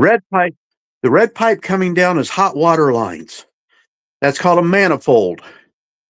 Over there is blue pipes. That's all the cold water lines going down underneath the house. And that's a manifold on top of it. So each one of them valves turns off each one of those lines. There's the hot water heater, water softener, and a unit to take sulfur out of our water. I got a pressure gauge here that says I'm a little over 50, about 55, and I have a pressure gauge back here. I've got a shut off to the hot water heater. I got a shut off going to the water softener and to the sulfur unit. I got a bypass on the sulfur unit. I've got a drain that I'm going to put in. Well, that's the drain that goes onto the expansion tank because I'm on a well. And I've got a line I'm going to put in for outside water before the sulfur unit and water softener. So out of all of that, I had a guy do all that work up here while I did everything underneath. And I've got a very small crawl space, and I was a little thinner back then. Just a little, right? Just a little. I got married and we went out to eat a lot and I got fat. So anyway, I can still get underneath there. It's just I got to do some things to fix all that. But we had one of the copper lines freeze, and it ended up cracking about 3 places. Luckily, I turned off the well before I had left, and my wife had already left. We were over-road truck drivers. And when I got back, that's when I found out we had a water line break. So I had a guy up on top doing all the top work. I was on the bottom doing all the bottom work. I've got a kitchen sink that has 3 lines going to it. One's a line without going through the softener and everything. Hot and cold water. I've got a line going to my refrigerator. I got a line going to my dishwasher, all going to the kitchen. So with 2 valves in that room, I can turn those off. Each one of those things, I've got a valve on that I can turn them off individually. But I can turn the kitchen off totally. I've got a half bath that the stool and the sink in it, I go to the half bath, I can turn that off. I can still be fixing it and everything else is running fine. Got a washer and dryer that's on another valve in there in that water room. I turn them off. I'm still got water everywhere else, but I can work on the washer and dryer. I go to the bathroom, the main bathroom. I've got 2 lines going in for my stool and my vanity. So those 2 lines are the only 2 lines that have copper still, but they do have PEX attached to them with the shark bite. Then I've got 2 lines that we run to our shower that we were able to stick down the wall behind the shower, push down. I was able to get a hold of them, pull them out, and run them in. And now they're hooked up to 2 valves in the water room that I can turn the shower off, but I still have water at my sink. I still have water at my stool. Now, the funny part is when I first did all that, I didn't know which line in the copper was hot and cold. So the water going to my stool was also hot, and my cold and hot water were backwards on the faucet. Well, that's an easy fix. Well, yeah, I had to get back underneath there and flip them back over. Well, I understand getting back underneath there, but I'm just saying that's an easy fix. Just being backwards, that I can fix that easy, honestly. Well, here's the whole thing, and it really kind of was an asset rather than a default. Because the first thing you do is get up and flush your stool, right? Right. Well, that put hot water in the stool and made the hot water going to the sink come in faster. That did. It did. The benefit, but yeah, it's okay. Okay, Howard County says at least the guy on the top wasn't doing the bottom work. Or Danny at the bottom doing the top work. Smart ass.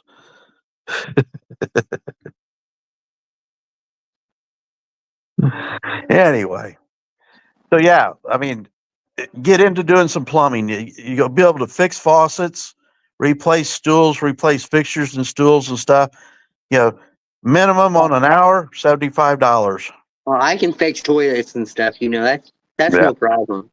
But yeah, I minimum. fix toilets, but I don't know if I would go as high as you did because I'm not like as comfortable. I guess if that makes sense to you. Well, that's where how I got into plumbing. When I was married to my first wife, we had a house we bought, and it was before what they call PEX is now. It was a different kind of plastic. They Right. actually pulled it off the market afterwards because they were having issues with it splitting. Of how it was made, it actually had a seam in it, so it would split and leak. Well, I got it all in, and she divorced me, so I don't have to worry about it, right? Right. Okay, so she sold the house, and I don't know if it ever got changed or whatever. Doesn't matter. Doesn't But matter. I got into it back in, and I went to vocational school, and I didn't even take a full course to get certified or anything, just enough to get the book and do a little bit of plumbing work to make me feel comfortable enough to do it. I don't have a problem with drainage. I understand a 1/4 inch for every 4-foot fall. Okay, that's all I needed to know. I just don't want it to back up, right? I don't That's want right. it. That's So you got to the have worst. a 1/4 inch for every 4 feet. Then you go off 1/4 of that. Well, that's actually nice to know. Yep. Because I'm not like papered to do any of this shit. I've learned on my way. Yep. Learned as I go. So that's all you need to know. And now that they have the new fancy surveying equipment, that you got the story pole that you can move your little thing every 1/4 inch and measure over 4 foot, set it down, and make sure that's right. It's all easy. I don't care about their 4-foot bullshit. Well, Honestly. you have to if you're doing drainage. Well, I understand what you're saying, but I don't give a shit what the government tells me. Well, that is so it don't back up. No, I do get that. I do get that. Okay. But you that's gotta not understand government. what I'm saying too. I mean, Well, yeah, and I understand that. it's hard to say, hey, government's right. Well, the thing is on that is if you go any more than that, then the water goes out faster than the solid and it'll plug. If you go any less than that, then it sets there and slowly drains out and the solid doesn't go out. The 1/4 inch is the ideal. Okay. So there's a reason from it. It's not government. It's all got to do with physics. Yeah, but it's still government calling the choices. Well, I don't have a plumbing license. Yeah, me neither. I don't have any license. So I don't have to worry about what the government says. You know, I understand what you're saying, but you know, if government found out, you'd be in trouble. Well, Yeah, you know fuck them. No, I get it. You know, I've got a friend down the road that he's a real religious guy, and he made a statement to me the other day that I've heard many times. It's in the Bible. Give Caesar what Caesar is due. Or give to Caesar what is Caesar's. And I asked him the other day when he threw that at me, I said, when did you decide what's no longer Caesar's? That's exactly right. Okay. I was telling Howard County today, That's a good guy. I have not had trash pickup for probably 20 some years. Okay. I moved out in the country. I recycle and I burn everything I have. I don't need a trash pickup guy to come out here and pick up trash, because if it's not burnable, if it's not garbage burnable, which I mean paper towels, that kind of thing that is no longer able to be used or recycled, becomes a burnable. If it's a newspaper, it can be recycled. If it's a piece of cardboard, it can be recycled. If it's a plastic, it can be recycled. Aluminum, tin can be recycled. So all of those things that you would normally use in your household is a recyclable. So I take them in to get them recycled. I get a little money out of them. Okay. If somebody's got a washer dryer sitting on the side of the road, guess who's going to pick it up? You. The recyclable that I can take and make money off of. What? I didn't pay anything for it besides driving by and a little bit of labor getting it into the truck or onto the trailer. If I don't make it back there before somebody else gets it, it's okay with me too. But the thing is, Howard County said you was bullshitting and that you like him. Howard County is a good guy. I like Howard County. Yeah, he's in the comments. He won't come up on the screen. But anyway, so that's what I do. I had a garden that was really, really a great garden, got a lot of produce out of it one year, and the next year didn't get such a great, because I didn't have the time to deal with it. And next year didn't have any time to deal with it, so I just didn't plant it.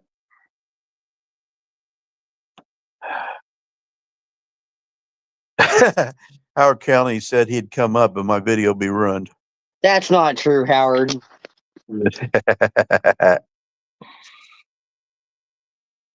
Yeah. I only came up because Danny's always saying hi to me and stuff. And I figured if I didn't come up, you know, like one time I'd really seen him live.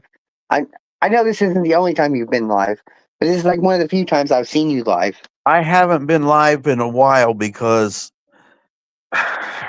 well, to tell you guys, I've been kind of in a state of depression. Bro, you don't gotta tell me. I'm in a state of depression right now. I Well, just my got wife back from my left. grandpa's. I just got back from my grandpa's celebration of life reunion. So Yeah, I'm sorry to hear that. But I had COVID in 2021. no, you're good, man. I get it. And I was in the hospital for a month and 6 days through September and October. My wife left me in January of 2022, divorced me in October. So I've been here all by myself all that time. And oh man, I feel bad for you. Well, and I had to make some decisions in my life to what I was going to deal with. And one of the decisions is She's my last woman that I'm going to be with because I promised her that, through thick and thin, that we were going to be together. I can stick to my promise even though she didn't. She's welcome back here at any time, and I will praise her for the woman she is. Well, I hope she comes back, man. Well, and she's welcome. And the other thing is if something happens to me, she gets everything here. And if she doesn't want it, my stepson gets it. I've got 2 daughters that I haven't talked to in years. I sent my youngest one her birthday card. Her and her mom moved in 2016, and I didn't find out till 2022, where they were at. So another 6 years, I didn't know where they were. My oldest daughter moved the same year my second wife passed away, same month and same year. And I didn't know that she moved for another year when I went by because I was kind of depressed, and I just went by because I hadn't heard anything from him and wanted to see him. Knocked on the door for somebody else to answer the door. I found out where she's at, and I haven't seen her since. I adopted her when she was 10. But anyway, that's my life is just, I've got turmoils, and I don't hold anybody down to them. And I love my daughters to death, but they're not in the will anymore. They're not a part of it. They're not going to be a part of it. They've been taking off my life insurance and everything else. They haven't been there for me. And so I sent my youngest daughter a birthday card. I sent my youngest a birthday card with my telephone number in it and just told her I loved her, and that was it. She has a choice to make now. She has a way to contact me. If she does, she does. If she doesn't, she doesn't. It's okay. Well, I just got forced into a hard spot in my situation. Because I'm like the oldest. Oh, fuck. I'm the oldest grandson. Yeah.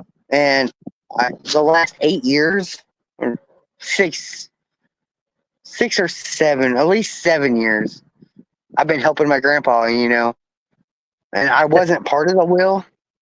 Yeah. But come to find out in the end, I was part of the will, that he had admitted me into it. Look who that is. Hey guys, what's up? For like being there for him, I guess. This is making me tear up, but Yeah. Look who just jumped in. I guess I was admitted into his will in the last 2 years. Well, and my daughters never knew didn't know anything about my life insurance or anything else. And that's their fault. They've had a choice. Yeah, it is what it is. I didn't know none of this. I was just a grandson, man. I didn't know none of it. I just knew I was a grandson and I was there for him when he asked me, and he put me into the will.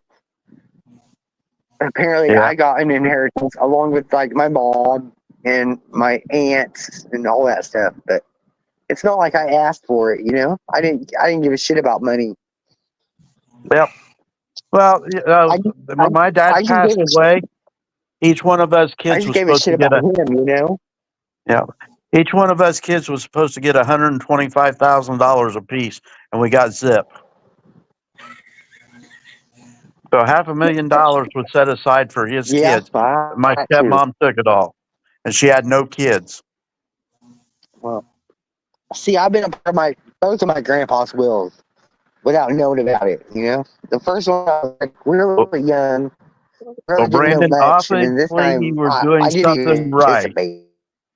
But now I'm thrown right in the middle of it with all the rest of the city, Since I got inheritance, I don't know.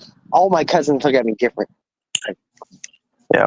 Well, obviously you were doing something right that your grandparents thought enough of you to put you in their wills. I find it odd that Brandon started roboting when I got up on stage. Who is this guy? Say again? Who is this? It's Howard. It's HDO. Oh, what's up? What's up, Howard? He's not paying attention to the screen. my avatar is on my other SD card, and I had taken it out to do my last video, and I never put it back in my phone, so I had to use this one instead. You could always do this one. Just put it up there in front of your face. Okay, that works. There you go, Brandon. But anyway, I'm I glad. just wanted to get up there and see if Brandon could explain to him how to pin a comment How to pin a comment. You have to in be on. the chat. I was trying to explain it to Danny through chat, and I You have guess to he be on. wasn't getting it. You have to be on YouTube to pin a comment. Right. Yeah, that's what I was trying to tell him. See, but You I can't do do it through I StreamYard. can't do YouTube and StreamYard at the same time through my phone. Well, yeah, you'd have to have a separate device. And I tried that one time. Yeah, I actually have two devices. But Yeah, I tried that one time with my laptop, and it gives enough of a delay that it really screws me up. And then I started getting echo. yeah, So without having a real computer setting there that you can do stuff with, it really makes it real difficult. I see. Yeah. 'Cause I've I tried know it. I have a bad habit of. I know I have a bad habit of exiting StreamYard when I try to do something else. yeah, I'm right there with you with that one. Well, I do that on my phone a lot because I don't know when I jump out, and I know it's setting in the back, still live back here, but I don't know what it's doing. Like when I went to go look for the links, I didn't know if I was still Part of the live. in, Yeah, or no, I if get what it you're jumped me saying. out of the live. Yeah, you're still part of the live. You just gotta, go copy the link or whatever from your Yeah. internet page. See what That's I why was you need to talking make about Brandon earlier. Yeah. Sorry. What we did earlier is I had to go find this link. Yep, the StreamYard link. Well, not that one. That's coming Yeah. up to StreamYard. This one here, I had to find that link.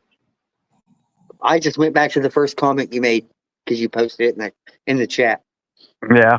Well, So I just found out. Next time Okay. you post it in the chat, if you click on that while you're still in YouTube, it'll ask you if you want to pin it, and you can pin it to the top of your chat. That way, that anybody that comes in will see that pin link. Okay, There you go. I know what you're talking about. Yeah, I've seen it before where it stays up there. Right. So like next time you're pinning your link, if you just once you put it in the chat, if you click on it, it'll tell you it'll ask you if you want to pin it, and you can pin it to the top of the chat. That way, Okay. anybody can see it when they come in. Yeah. See, Yeah, I the couldn't reason- do that because I don't have the second device. Right, but you put it in the YouTube chat to start with. Yeah, but that closes off my StreamYard when I do that. Well, next time that you pin it, next time you put it in the chat, just pin it while you're in YouTube, and then go back to StreamYard. Okay, so what happens to me is I go over to YouTube and my StreamYard, I have to start all over again. Oh well, I see. I don't know about StreamYard. Yeah. I've been thinking about using my channel to do like some panels and stuff, but I'm not like set up for that yet. I mean, I'm looking at getting my computer fixed, but until then, that's not happening. So if you're using two devices, it would probably work with you because you can do YouTube on one, do StreamYard on the other. Yeah. Like if I right now, because I'm on one phone, like I'm on this phone, and then I got this phone. It's like I can read chat with my internet connection. Okay, so you can actually set up a StreamYard. Matter of fact, I tried to do it to where you guys could actually share the StreamYard and actually invite people from your channel into the StreamYard. Where you were actually like guest of guest. And I have to do an upgrade for you to be able to do that. Yeah, you have to upgrade your StreamYard to do that. Right. Yeah. So, premium. yeah, so I'm not at that stage where I do enough and I'm not making any money off of it, and I'm tied enough to where I just can't do that. No, I totally get that. Now, what Craig, Indiana Auditor, he has been able to do that because he opens up his YouTube and gets into my StreamYard, and he's been able to do it that way. Is Hendry out of jail? No, Indiana Auditor. Oh, Indiana. Oh, I got you. Yeah, Craig Hendry, I think, still in jail, which I think that's a screwed up mess. No, in I agree itself. with that too. But that's beside the point. And then the other one we got, did you know Carolina's back in jail? CFW? Yep. I didn't know CFW was back in jail. I mean, In today, between her and JC, is that like today or yesterday? it's been a couple of days, I think. Has That it? Oh, that I idiot don't know. female cop that they were out on her traffic stop got a warrant out for her and JC, and she put it out on both of them. And With JC News now? I'm pretty sure that's who it was. No, That's maybe two di- Harvey. It was That's two Harvey. different. Oh, Harvey. Okay, that's because I was Okay. gonna say JC is two different states. Yeah, it was Harvey and her put out a warrant on both of them. Harvey got out of his, but they ended up going and picking up Carolina, and she ended up being in jail. So I haven't heard much else about it, but that's what Harvey was saying the other day. So then we got that going on.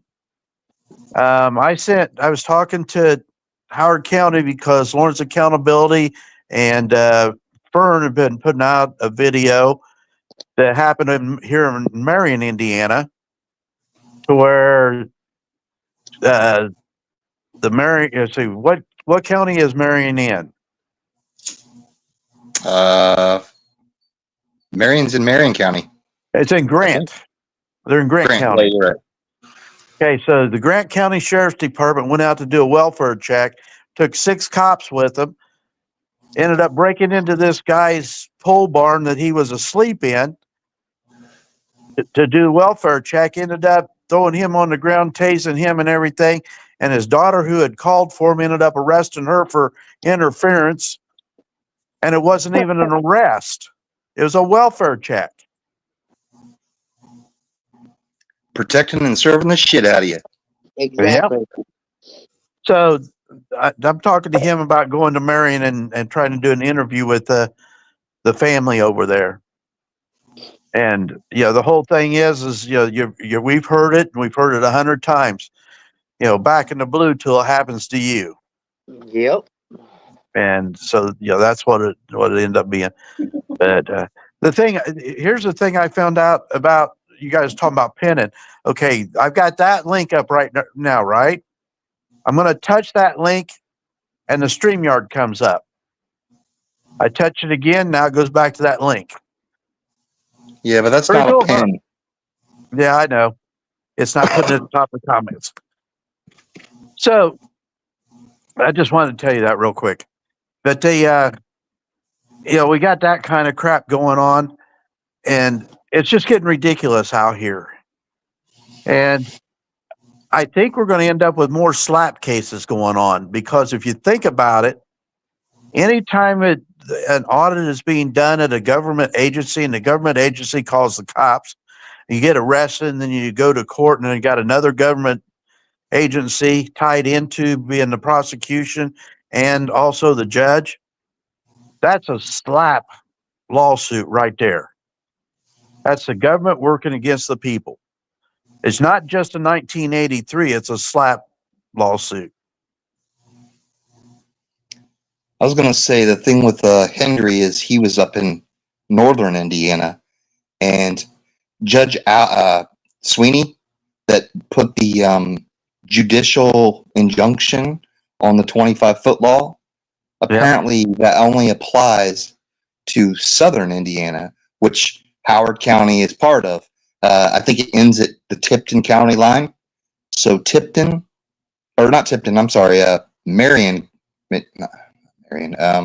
Miami County.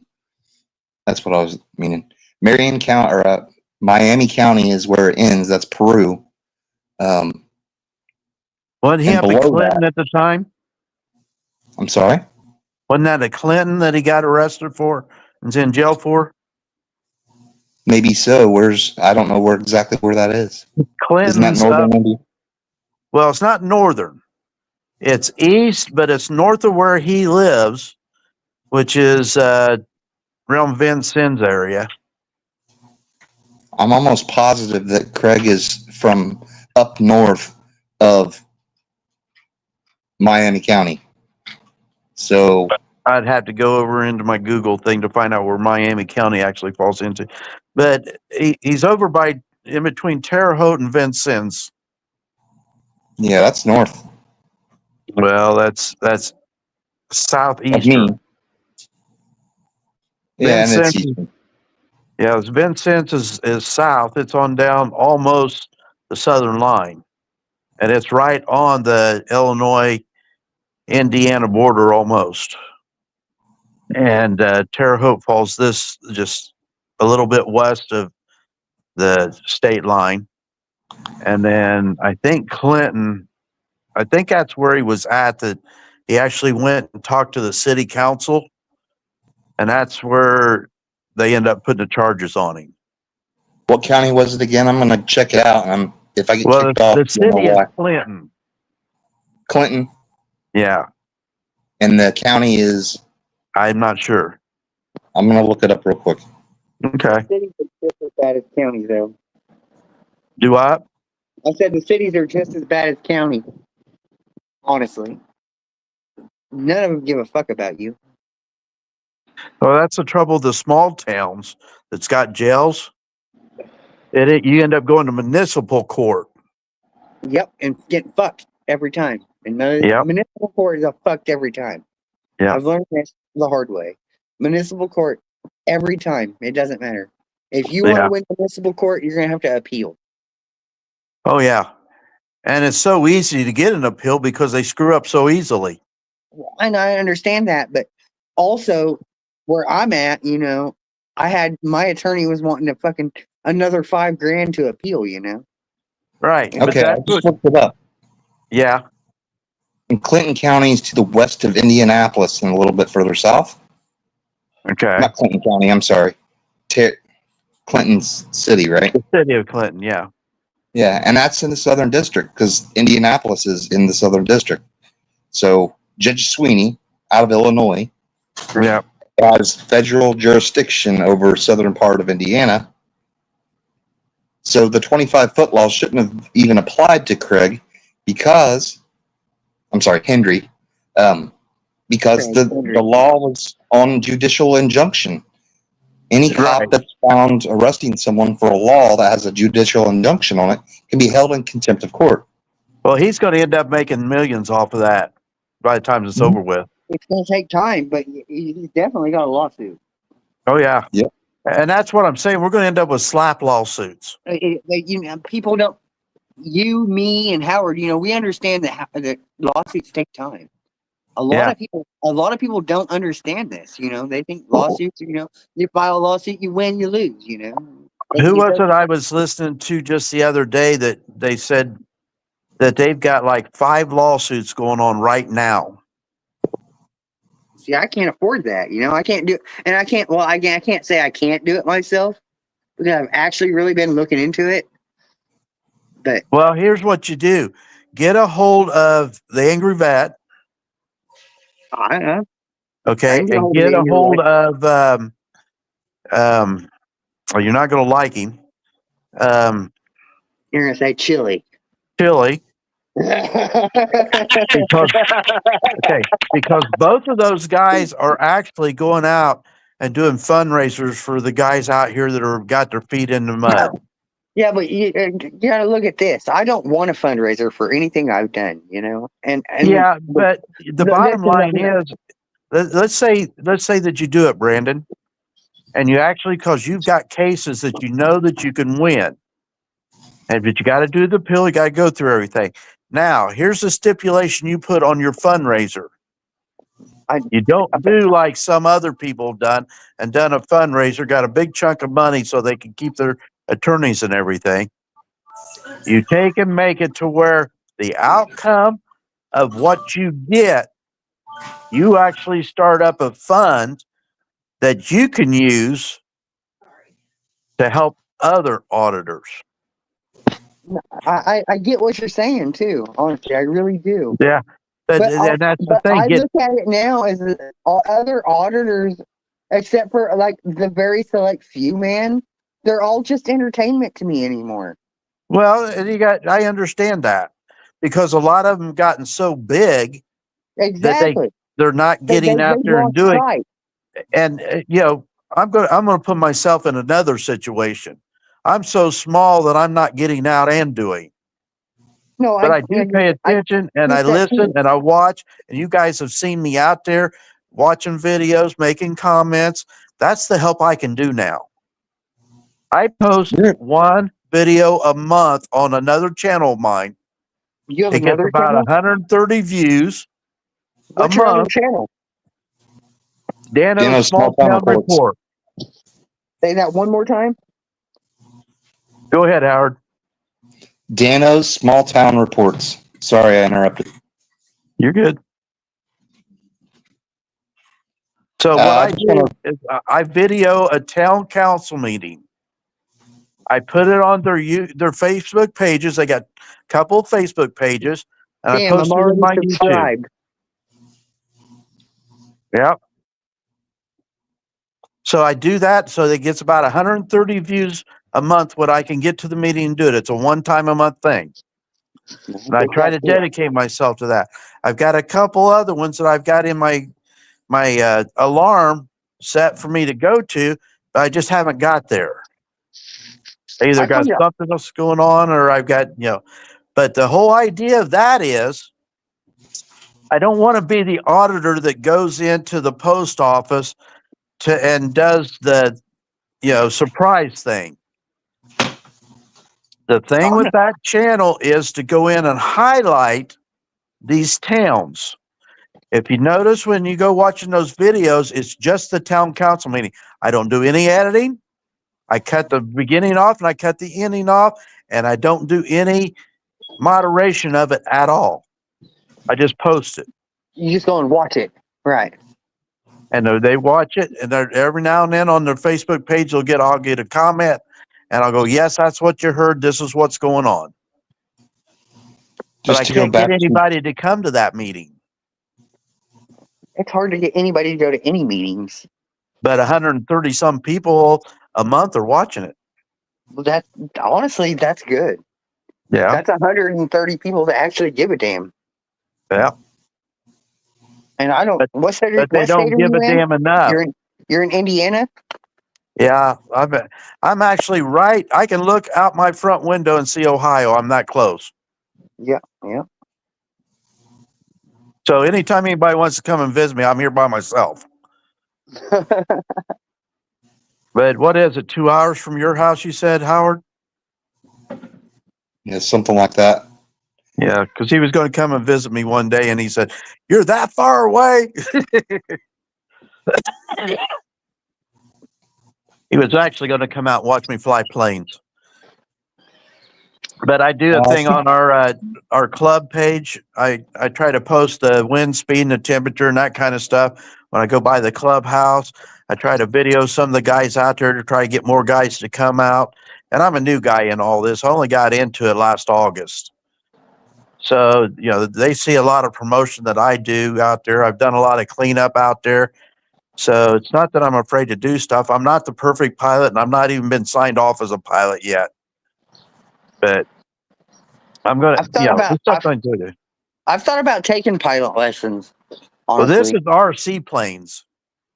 Oh no, I want to take actual pilot lessons. Okay. Here's what I wanted to do. I didn't want to have to go through all that because it's expensive. Yeah, I get that. Okay. It's to fly an ultralight. So you're like flying drones. No, an ultralight is an airplane that you don't have to have a license for. You need instruction to learn how to fly it. But basically, it's a go-kart with wings. It's like what they fly in Alaska and shit. Yeah, they fly them around here too. The other plane is that I don't want to fly is one of them Paracels. It's a radio-controlled airplane. Oh no, the Paracel is the motor that's on the back, and you actually got a parachute above you. I don't want to fly one of those. No, you're talking like the one in parasailers type people. Yeah, I don't want to do that. Honestly, that looks fun as shit. Well, I'd rather fly an ultralight because it's more solid. More stable, right? Yep. That's just like I've zip lined. I've skydived. I've scuba dived. I've been under ice. But I will not bungee jump. See, I bungee jumped, but I've never done any of the other shit. Well, you're still young enough. Well, I am still young enough. I don't feel it once I get down on the ground and have to get back up. You know, that's the worst part about going up is you have to come down. The worst part about coming down is that sudden stop to bottom. Yeah, that and having to get back up. Yep. I have that trouble now at my old age. We was just talking about. I got a patio to put out here. I'm by myself, and if I get down, I can't hardly get up. I'll show you a patio. Hold on a second.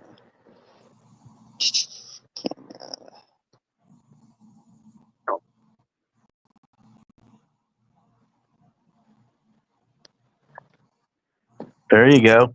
I built this. It wraps No, around this. Here, let me That's go all ahead. patio stones. Yeah, all right. So it starts from here on the porch. We got Yeah. the porch and the back porch, and it comes down and it comes to patio for I don't know, like 3 feet maybe, Yeah. and it sweeps around. It was gonna have a step down, but I got cheap. Sorry, I got cheap. Well, it's all good. Well, mine's Yeah. an actual. It's a patio stones. Yep, That's mine's gonna be patio's down. okay. This is going to be a full patio, and it's 24 by 15 by. It's got a 10-foot by 20 coming off of that, which will have a hot tub with a Oh, yep. pergola over the 24 by 15.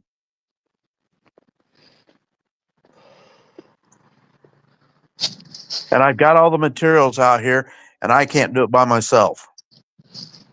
That's the hardest part is find somebody that'll do it for you. Well, it's not just that. You know, when I got money, nobody's around to do it. When I don't have money, I can't go out and promote it. And I've asked people, to come and help me with it and do it and stuff. And oh yeah, I will, or I'll come and give you a quote on it. Da da da da, and it never happens. So this year, I've dedicated myself to try to get this place back in shape. I've had to work on my lawnmowers, my tractor, and everything else. And I finally got a lawnmower up to where I can start mowing, so I started doing that. That's a nice pond. Yeah, I got 2 of them actually. Do you have an Is that the RC boat same one to in your fly on video? it? I do not have an RC boat to play on it. See, I've got one of those too. I've That's got the an same one from your RC. video, right? I've got This an is like- RC car also. This is the HOA pond that I had my biggest video ever on. Yeah. That's what I Yeah. thought. Was you out there fishing? They come and kicked you out? Pretty much. Pretty much. I was out here. My cousin was out here fishing, Yeah. and they tried to tell him he couldn't fish. So I come out here and had a problem with it. There you go. Yeah, I think I remember seeing that. He was a guest of somebody that lived there. Yep. I remember. He was a brother Yeah. of somebody who lived here. Yeah. Yep. He had permission. And he had permission. Yep. I remember. I've watched a lot of videos and listened to a lot of videos. I drive truck during the day, and I'll have videos going on, jump from one to the next one. I like them. If I get stopped where I can put in a comment, I usually put in there either good morning, good afternoon, good evening, whatever, just to have a comment up. And then if it's something I'm interested in, I might put a comment of what it is. But just to try to get airtime for everybody, I know it makes money. Just an extra penny counts when you got 100 pennies together. Yeah, if you got 1 penny, then you only need 99 more, and you got $1. I get that. Yep. I always pick up pennies. Yeah, if I pick up a penny, I don't care if it's face down or what. It's just the beginning of $1. My house, my property right now is a mess. My house it's not a mess. It's just cluttered. Lived in. Yeah, you can say that too. It's a lived-in cluttered. Right here in my living room, I've got a couch, a love seat, 2 recliners. I sleep in the recliner all the time. So I've got blankets and pillows depending on how cool it is outside, how cool the room is, and what my body temperature actually feels like. I've got the dining room table in here, which the dining room, the office space, and the living room are all one room. And I can literally close off this area by putting a blanket up over the door that goes to the kitchen. And I got a pocket door into the hallway that goes to the bedrooms and master bathroom. From the kitchen, I got another pocket door that closes off that hallway for those. And that makes the kitchen and the what we call cozy room and the water room, they're all together, and the half bath. So those I can't close off. They're all together. So I can, on a real cold day, those rooms can be cold and I can be in here nice and toasty. And still, keep my heat bill down. Not to change the subject back to what we were on earlier, but earlier I was wanting to say that we're always talking about lawsuits and taking it to court and all that stuff. Yeah. The reason I don't want to even get involved in that stuff, I don't trust them. I don't trust the courts at all. Well, you can't. I agree. 100%, Howard. You can't, because the thing is, the laws are written so, well, there's a word, antiscrupully or something, whatever, to where they tie into another law, or there's another law that, and you got to be able to play that game with all of, I'm going to call them rules because they're not really laws. All of the rules of the court. Because the only laws that we really need to worry about are the constitutional laws. The ones that set up this country and the ones that this country is supposed to abide by. And every constitutional right, the very first word says that you cannot make a law to counteract the rights of the Constitution.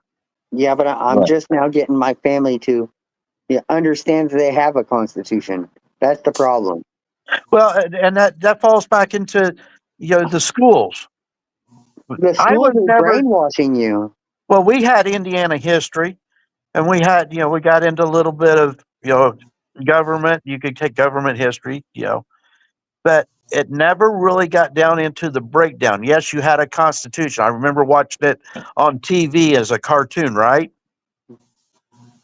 I'm a bill. I read, take me to the house and da da da da da. Remember that little song? Yeah, I think yeah. that was Schoolhouse before. Rock. Yeah, I get you. Oh, okay.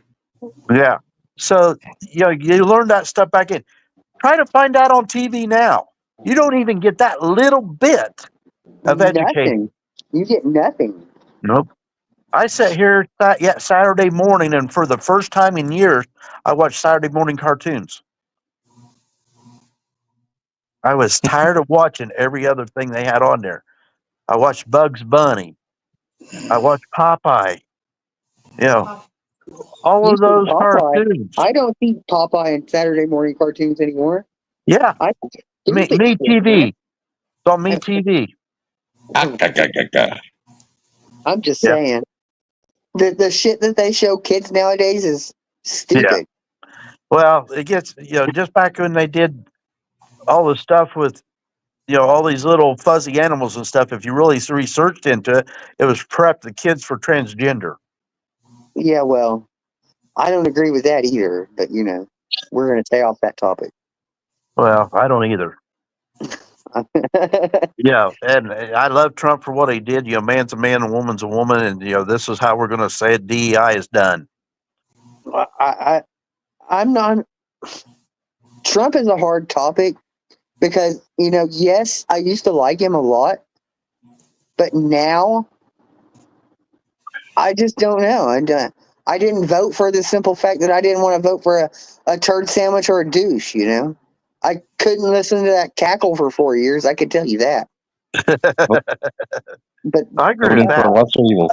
Other Well, than that, man, politics is in my house is like, yeah, they float more left than right, and I'm more right than left than they are.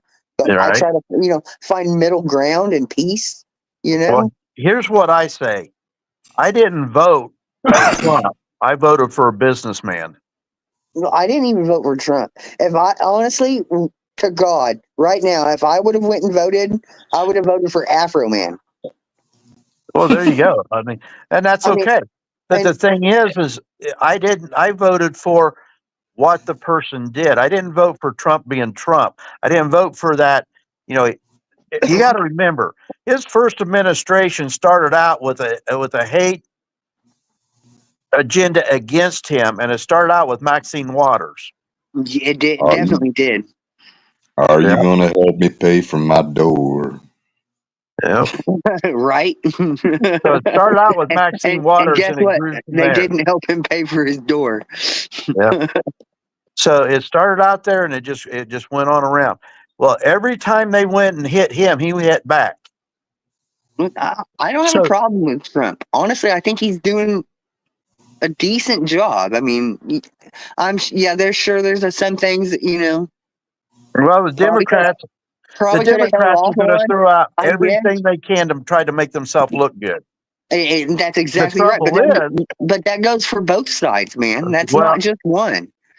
yeah, but they're making accusations to make themselves look good. The I Republican get side that. is But doing things to make themselves look good. when you choose a party, man, you're choosing to divide yourself. And a divided people are easier to control than a non-divided people. Well, I Yep. try to have an open conversation with people because, yes, I like Trump for what he's doing. But, I do but, like but Trump for what he's doing, and I okay, won't admit that to a lot of people. But so you take it this way, Brandon. You say, okay, take that as your mindset. Now, you want to talk Democrat, Republican. You're talking to Democrat. I asked a guy when Biden got into office after he got in. He was the only guy in my neighborhood that really had a lot of Biden signs in his yard. And I asked him, I said, what do you think of your guy now? Oh, I think he's doing a great job. I said, what about his son's computer that showed he was doing all this stuff and doing all that stuff, and that his dad was tied in with, he said, well, if I'd known that, I'd never voted for him. yeah, but that's his son. Non-education. That's his son. And honestly, you want my opinion? If Biden would have run against Trump instead of Kamala, I think Biden would have beat Trump No, again. no. That's just my opinion. You had too many of the But they tried to Democrats that once they they seen tried what to he throw did, Kamala at us like she was top shit, and she wasn't. around this area, you had so many of those Democrats that woke up and said, where is he? What's he doing? What's he done? And they started seeing prices go up. They started seeing all this stuff. And I get this And all. I if get they all got that. themselves educated and realized that's what was going on with him, and you look at him and say, hey, I can remember when gas was $1.49.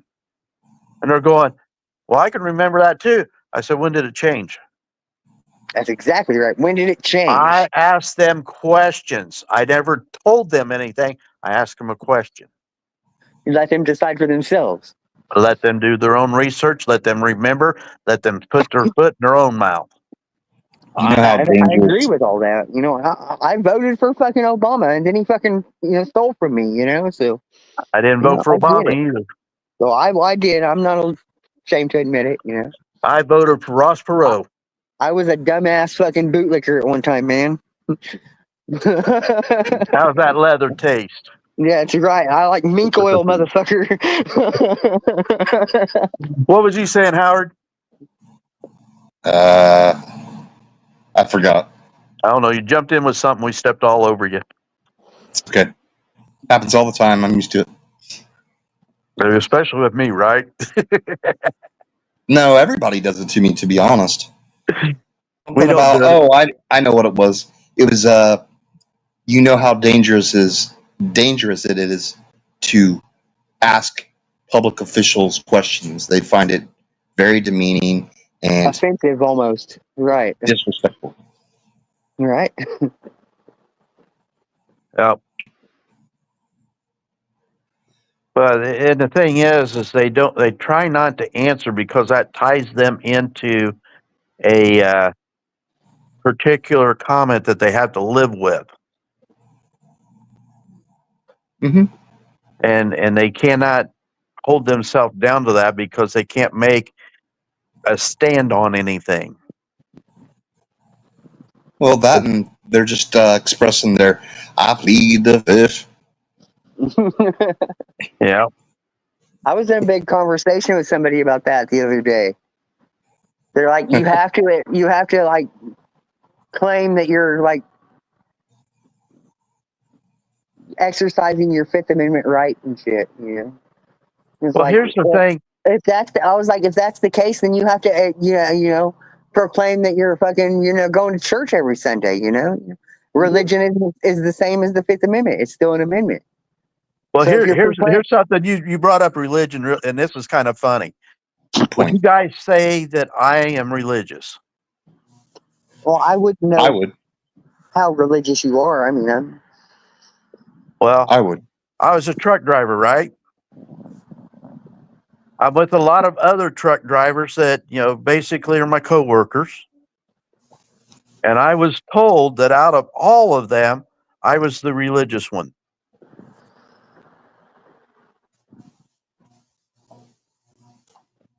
Now, I worked with guys that could quote the Bible, new verses, new books, new all of it. I don't. that's just a cult, honestly, if you ask me. Well, Okay. it's a way. It's a what am I going to say? It's a theory to live by. All right, I'll give you that. I'll give Okay. you that. So in that comment, I said, don't put that on me. I will hold myself to the top of the standard that I feel that I can be held to, and I'll live by that. But I don't want to have to be the one to be the religious one. Okay. Now, I didn't put other people down. I tried to help wherever I could. I tried not to use bad language. Sometimes I do, sometimes I don't. Sometimes I look upwards and I say, when's my time? I need help now. Thank you for bringing and giving me a blessing. Do I pray every day? No. Do I go to church anymore? Haven't been in a long time. It's just around the corner. You already know how I feel about religion. Yeah. And we had that conversation earlier. And it's the whole thing of just trying to be the right person, trying to get along with others. Let me ask you a question. Both Sure. of you, actually. You're both older than me. You have both lived longer than me. You've experienced things longer than me. We Let me got three ask you a different generations here. Yeah, we do. Let me ask you guys a question. These protests that you see, do you think they make a difference? Depends on what protests you're talking about. First off, Well, all right, just all right. So I watch a lot of David New York. You know him. Yeah. All right, so I I do. watch a lot of David New York. He does a lot of like the Palestine protests. Do you think those Palestine protesters are making a difference? Not for Palestine. Well, I agree with what you're saying, but that's just what I'm getting at. But like any protest, like, all right, so I was talking to my. All right, so I told you today was my grandpa's, a celebration of life. Right. So I was talking to my great aunt and my great uncle and shit, and they hate Trump. They're full Democrat. They don't see any good at all, and they're out protesting Trump. Is Okay. protesting to get Trump impeached doing any good? Okay. The question is, what are they going to impeach Trump for? No, I get that. Do you think they're protesting to do it is doing any good? No. I don't either. It just I shows don't that think I don't they're think not any open minded enough to do any so research to what believe protest anything do you for think is themselves. what protest do you think is doing any good? The First Amendment auditing. I understand. I get where you're coming from. And I do respect that answer. But even then, I don't see the government caring. Well, the government's not caring, but that's not the question you ask. Is it What's making doing any good? We've is it actually doing any seen good? some changes in government because of You're right. auditing. I have seen change in over the last 7 or 8 years that I've been watching. Okay, so I have the seen Pal- change. the Palestine protests are not doing anything for the Palestinians. Because they don't, It's here in the yeah. United States. You're not in Palestine doing anything for the Palestinians. You're not. If you're doing a protest for transgender, you're not doing anything but just showing you're a bunch of dumbasses that can't figure out if you're man or woman. No, I get that too. Okay. Now, if I you do want to get say I'm doing a protest for queers, okay, I can get then now behind we that. understand that you're protesting that you can do whatever with another person of the same sex. Whether you got a dress on or you got pants on, it doesn't matter. You're still queer. I can get behind that. Okay. I can get behind that. You want to do what you want to do, that's fine. Yeah. Now I've had friends. Not knowing what you are is stupid. Yeah. I've had friends in my younger ages that when I was going through school, that I didn't consider them queer. I didn't consider them anything. I figure people are going to prove who they are. Hey, But time out. I'll be right back. I had friends that had female mannerisms. Okay. So they weren't as masculine in what they did on a daily basis. So when you went to talk to them, they may flip a hand. They may say something in a lighter voice. They didn't know how to turn a wrench. They didn't know what a hammer was. They just were not, they had nothing but sisters and they were the only boy. Mom and dad didn't know how to raise a boy. I don't know. I gotta say, genetic mistakes do happen, and Yeah. I can understand that. There are people that are fully men, and there are people that are fully women, and I can understand why people would get mad that a man is acting like a woman and a woman is acting like a man. I get it, but it's not their place necessarily. I do think it's a person's choice. I'm pro-choice on that stuff. Right. But in the end, there really is people that are part man and part woman. They have men parts and they have women parts. Yeah. And they don't know where to go with it.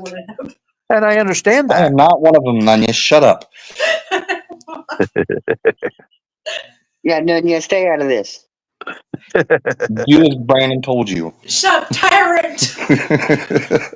Hey, if you want to come up as a guest, be a part of the panel, you're welcome. Otherwise, just sit back here and listen. I'm getting ready to go on a good panel. Yeah, she is getting ready to go on Bernie Branches as she does every day or every Sunday. So that's good. So anyway, there are the people that are morphodites that do have both, and that is just a genetic disorder, I guess. Right. Because there are not that many of them that you can call it a disorder. If it was more common, it would just be a third gender. Yeah, probably. I don't know if you could really call it another gender, but because the numbers are so small. Well, that's what I'm saying. They're so small, you can't call them a third gender. They're just a defect. It's not even that they're a defect. It's just Bernie just went left. Yeah, it's just something that happened. They don't have any control over it. But when you've got somebody who is definitely a man who wants to take and speak in a softer voice and sit around and promote that they do something to another guy, you're queer. Yeah, that's their business. I don't want to hear about it. I don't agree with it, but I also leave me out of it. Want any part of it. Yeah, I can sit there and talk to you as long as you're going to talk to me, and we're going to have a common conversation. We're not going to have this one way or the other. When I'm talking to those kind of people, I have been I've had text messages. I've had people ask me, da da da da. You get some weird questioning when you get to my age throughout your life. And it's like, no, I don't go there. I'm not going there. You know, we can be friends, but that's as far as it goes. You know, I don't want to hear about it. I don't want to be a part of it. Nothing. And yeah, that's how you deal with it. You know, we can be acquaintances. You know, we can sit down and have a beer together. You're having a hard time. I'm having a hard time. We talk to each other. We get through it and we go out through our day. We don't have to talk about what happened in the bedroom. That's As not for, my business, not your business. You know? As for Brandon's question, I think protesting things to educate people about their First Amendment rights, I think that is helping slowly but surely. It's way slower than I would like to see it, but it is spreading some education, I believe, and I think the numbers are growing for people to start understanding what their rights actually are. I know the numbers aren't big enough yet, but it is taking off, I think. And I hope that more people join the cause. I think having rights is a great premise, even though I believe that they are man-made and not God-given necessarily. And I'm sorry if that offends anyone. You guys can believe whatever you wish. I have no problem with that. Okay, let's just say they're inherited. Inherited? That's inheritances comes from a family member. So, Well, can we just agree that one that other people, other human beings believe that we all have rights, and hopefully that's an agreement. But we have to remember that other species, like dogs or cats, they're not going to look at us like, oh, they have human rights, we don't have rights, because they have dominion over us, so we can't mess with them. Because they're not going to think of it that way, right? depends on how big they are. Okay, so a whale, that's way bigger than us and could take us. Do you think it's going to look at us and go, oh, they have human rights, I better let them? No, you go say, I'm hungry, I'm going to eat. Right? There's no thinking about it. I'm hungry, I'm going to eat. You know, the thing about what I said about inheritance, what you said, it's other people. And it falls back to something I've said all throughout my years. Respect and responsibility. Respect yourself and others and take responsibility for yourself. And this whole world would change in a different way. I agree with that. With Okay. respecting yourself, Yep. or at least giving yourself a chance, you know? Yeah. You have to respect yourself and respect others. So if you make a decision to do something, you have to look at yourself first and say, wait a minute. If somebody else did that, how would I look at them? Exactly. No, I get that. Because, bro, I come from being, a druggie and being homeless and all that shit to where I'm at now, and it's Yeah. like, I look think at one of the stuff way issues. different. I think one of the issues, though, is people's definition of respect. When you ask a cop about respect, he wants you to respect his authority over you. But Right. another person might look at respect as, just being kind initially to a person. There's a difference between definitions there. And I would think that the cop has got the wrong definition if he thinks that you just need to respect his authority, that's respect. That's not respect. No, Respect is earned. the respect that I'm talking about is respect for yourself and the respect towards others, not expecting respect. When you No, start that's- expecting respect, that's a You get- demand. You get fucking bupkis. You get shit Yeah. on, in my opinion. Yeah. Yeah, So you're but- not respecting the other person by But- expecting them to respect you. But that's not changing like the fact that how I was grown up, My grandpa taught me to have respect for law enforcement and shit, And it feels wrong of me nowadays not having respect for them like he thinks I should, Well, think Exactly. about what I told you guys earlier. I've got 2 daughters, one I adopted and one that's mine. I respect them. They don't respect me enough to be around me. I respect them enough that I went to where they were. I respect them enough that I made phone calls to them that they never returned. I respected them enough to leave them alone because they didn't want anything to do with me. They didn't respect me enough to be a part of my life. Hey, I got to get off here though, so I just wanted to say hello, and now thanks for letting me up. Nunny's got to do her thing over on Birdie Branches, so I'm gonna get off Well, here. real quick, when we talk about protests, the First Amendment auditors, what's the biggest First Amendment auditor protest that we have had? That's a tough question to answer. It happened in a city hall. There were several of them that were arrested. Tell us. It was the one where, that's the one where I think you had DMA, you had Sweet Tea, Johnny Bravo. The DMV.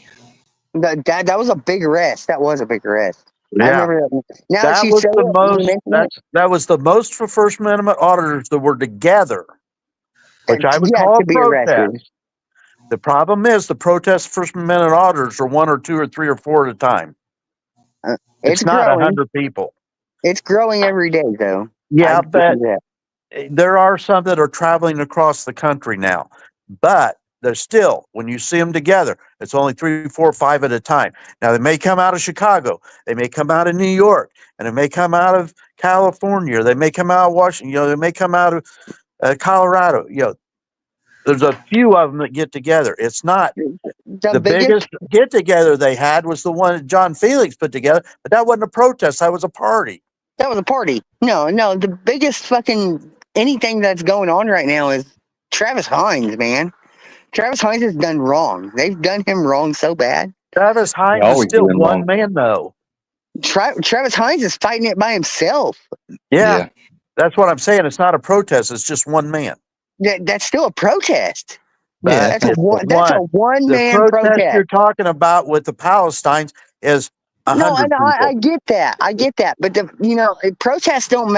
In my opinion, right now, protests don't matter unless it's like 1992 Rodney King riots. The government doesn't look at that shit like anything other than who cares. Because it's peaceful protests, so it doesn't matter to them when it becomes no longer peaceful. That's what's legal. It's legal protest. What's going to end up happening is it's going to finally get to a point. The nice way doesn't work.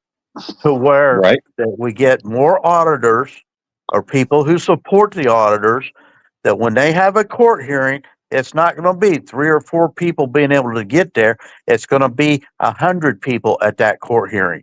It's going to be 100 people with a sign in front of that courthouse. It's going to be 100 people gathering to be on the side of that person that is being prosecuted.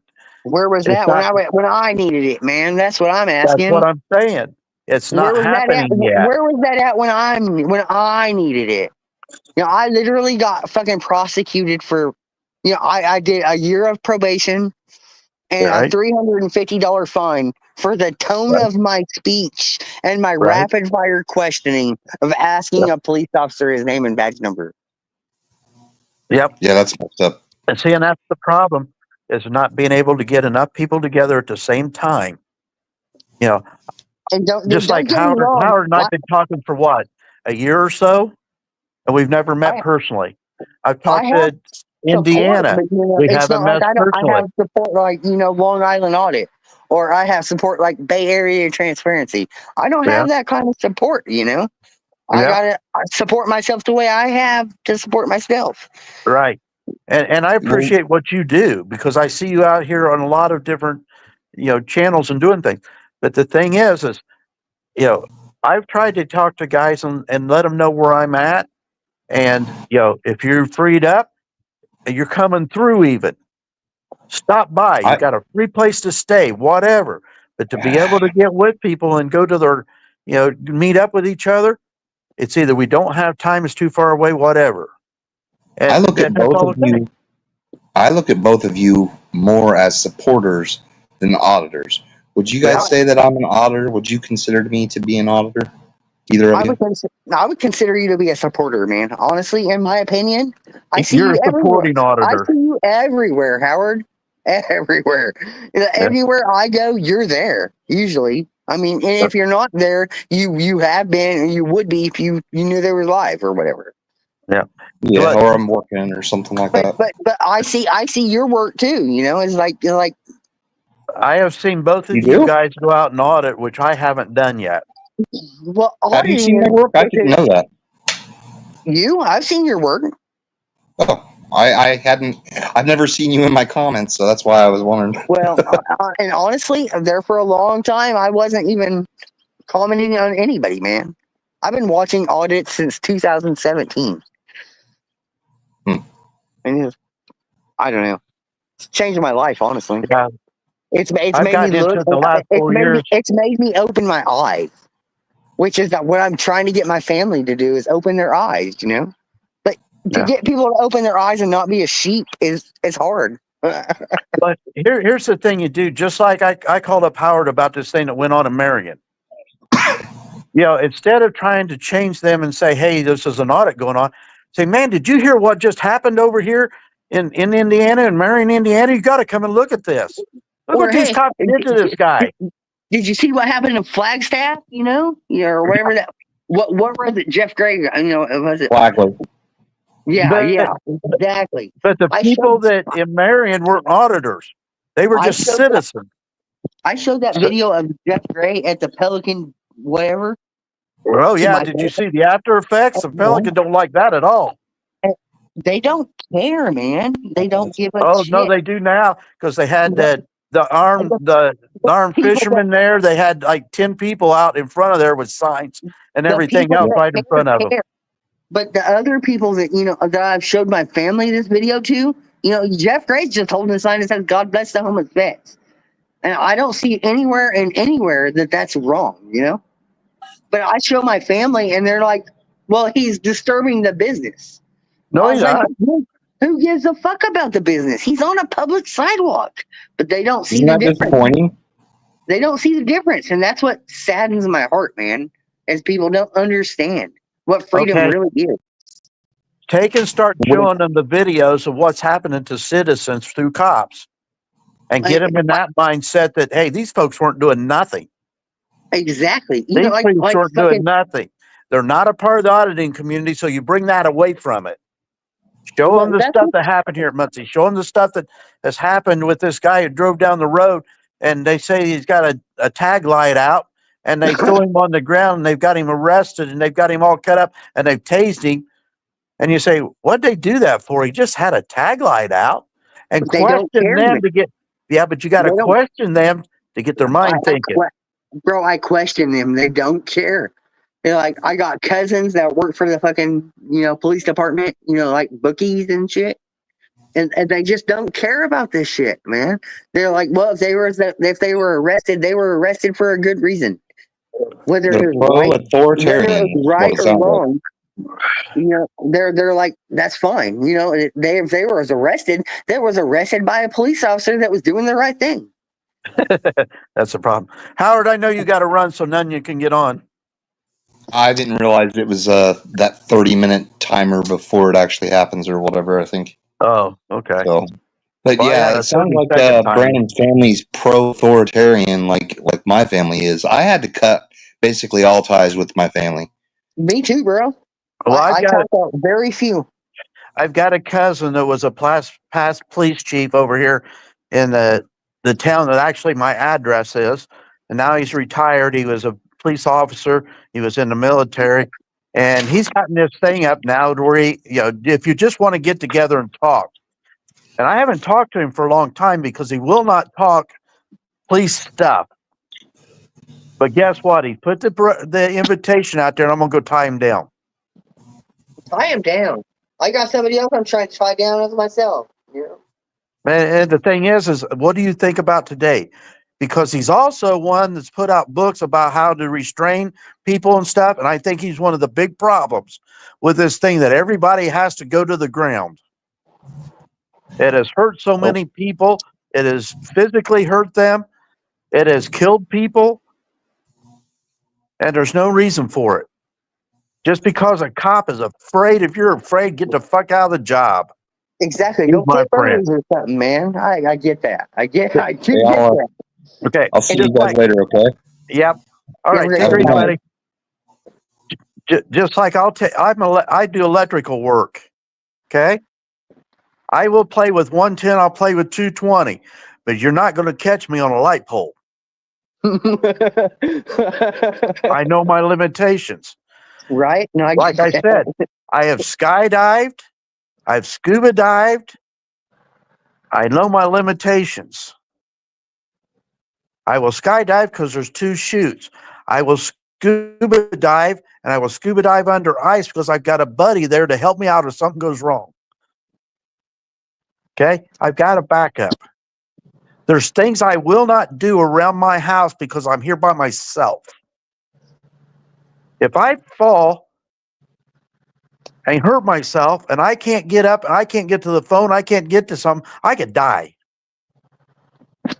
I get where you're coming from. Okay? I just was through that. And So- I get that. So here I am. I You did know- some things that I'm not, I take that back. I did some things that I'm super proud of Yeah. that other people wouldn't have done in my position, I bet. Right? And I understand that. And I've done a lot in my life. And that's where, my boss would love me to do some mechanical work. I refuse. I'm a truck driver. You hired me as a truck driver. You're not paying me enough to do mechanical work. Right? Okay. So if you want me to do mechanical work, but this is a separate conversation. If you think I'm going to do mechanical work to get more hours, ain't happening. I'll take the day off rather than turn a wrench, unless it's on something of mine, and I will do it. And they will jump in and help me. At times is because they've got other tools that I don't have. I worked with an old man one time. We went out in the middle of like fields and fixed tractors. Yeah. Old tractors, and like transmissions went out while they were like doing farm work and shit. Yeah. Yeah. It's a dying art, honestly. But Mhm. and this old man always told every fucking customer his tools don't fit green paint. And that meant I don't work on John Deere. His Yeah. tools don't fit green That's all paint. my bosses got, and they work on their. I don't work on John Deere's. If you got a John Deere Yeah. broken out in the middle of the field, my tools don't work on it. That's Yeah. what that old man meant. Well, and he just knows his limitation because there's so many pieces of equipment that become proprietary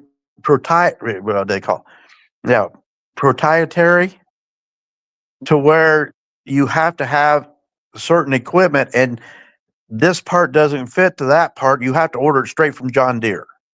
Exactly. And you have to be on a relationship with John Deere to get the part. They could have it sitting on the time, shelf and for you ain't sure. getting it. Yeah, you can have Yeah. it. You can have it, but it's going to take 6 weeks. Yeah. It's not like we're going to get it tomorrow. Yeah. And you got to have that relationship. Now, my boss has got everything. He's got John Deere. Well, and still to this day, even me, I don't even do that much mechanical work anymore. Yeah. But I still use his motto of my tools don't fit green paint. Yeah. Well, Because here's the thing I'll do. If it was too much of a pain in the ass for him, it's definitely way too much of a pain in the ass for me. Well, here's the thing. I can do a lot of things. And there's a lot of things I haven't done I can do. Exactly. Show me once and I have learned it. Will I do it again? Maybe not, maybe so. It depends on if I need it. Right. Exactly. Okay. I just did something this last week I've never done before in my life. There was nobody here to show me. I had a little bit of conversation with some people, and I said, you know what? Last year I paid for it. I'm not paying for it this year. I think I can do this. Right, exactly. So I tore the carburetor off my lawnmower, and I cleaned all the gunk out of it, put it back together, and guess what? It works runs. just fine. It's just fine. Well, it's got a mist to it, which I know it's still got something in the carburetor someplace. So what I do about that? I go get some fuel treatment, I run it through it, and I guarantee I'll fix it. If you don't fix it, you at least tried. Yep. Well, that's what I mowed my yard with. You're right. It didn't mow last year. I've changed Well, all the tires on my lawnmowers because they were all bad. That was one of my issues. I got a I Ford just 8N sitting out here. It's got problems.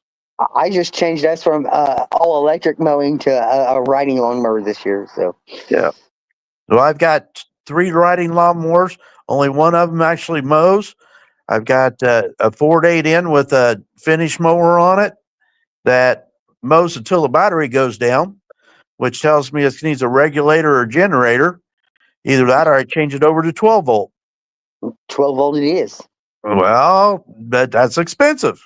Yeah, does get expensive. So for about $50, I can change the regulator, maybe fix it. But I haven't ordered the regulator yet.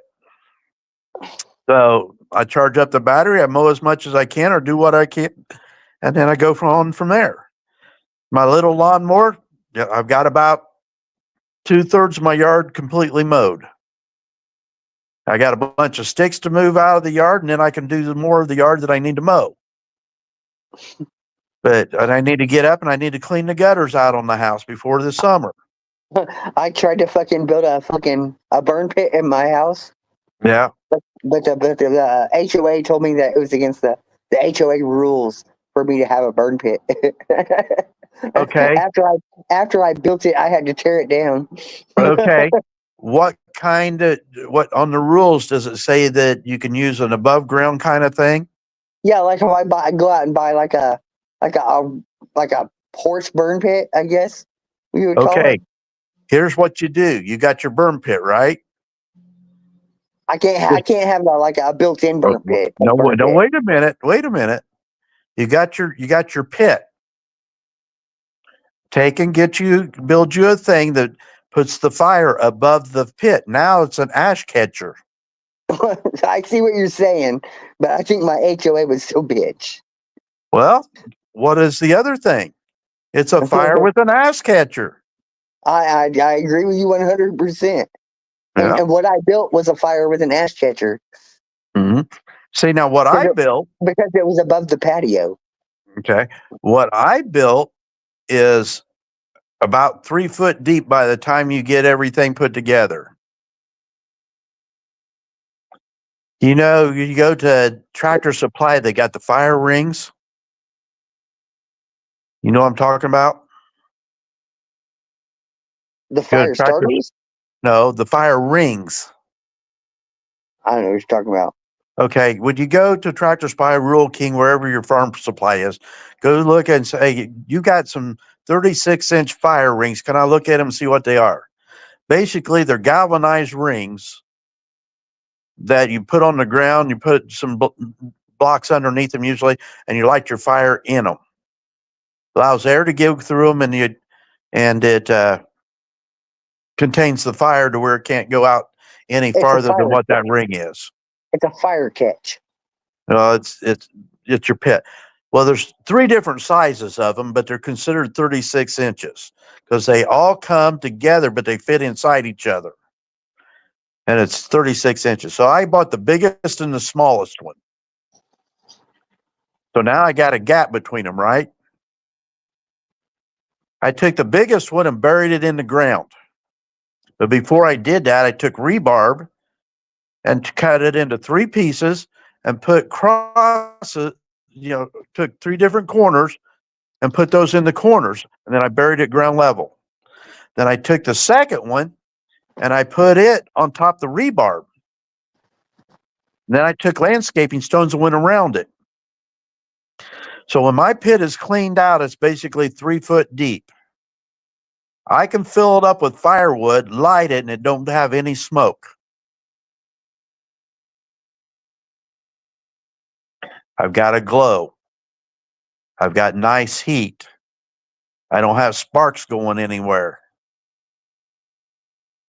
Because what it does is it sucks the air between the 2 pieces, because they're different sizes, down into where the fire is and puts oxygen down there to allow the wood to burn instead of smoking and smoldering. If you think of what a cigarette does, if you light a cigarette, before they put this screwy paper on it now.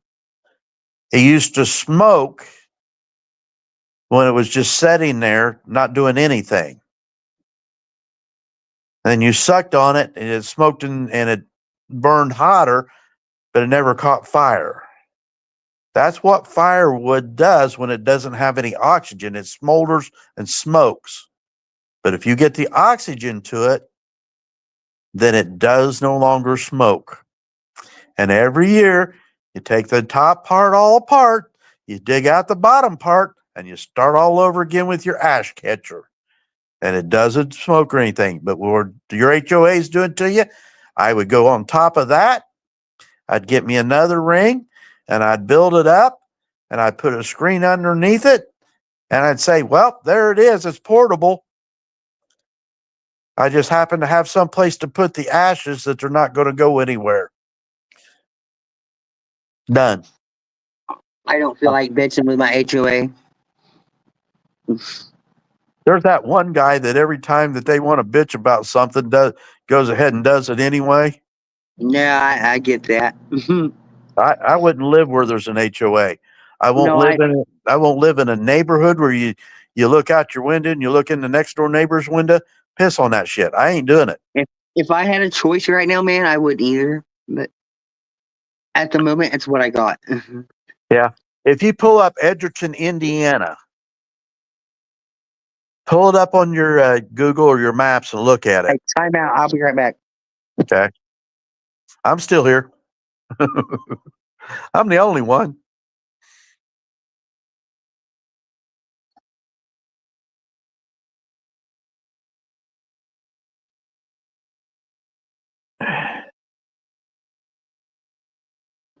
It's not a private conversation. You can hear what we're talking about all you want.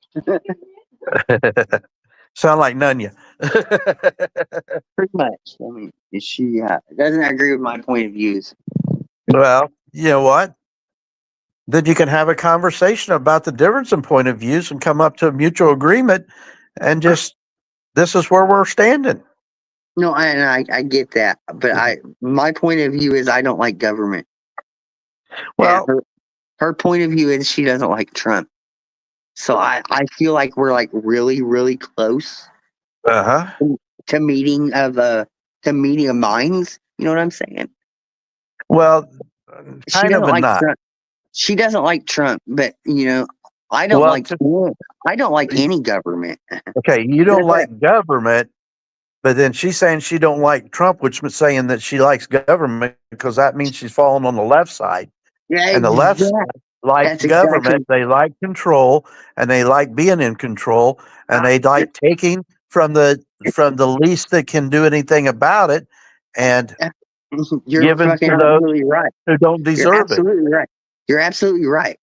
But what I can't get them to understand is it's not just Trump. Trump isn't just the problem.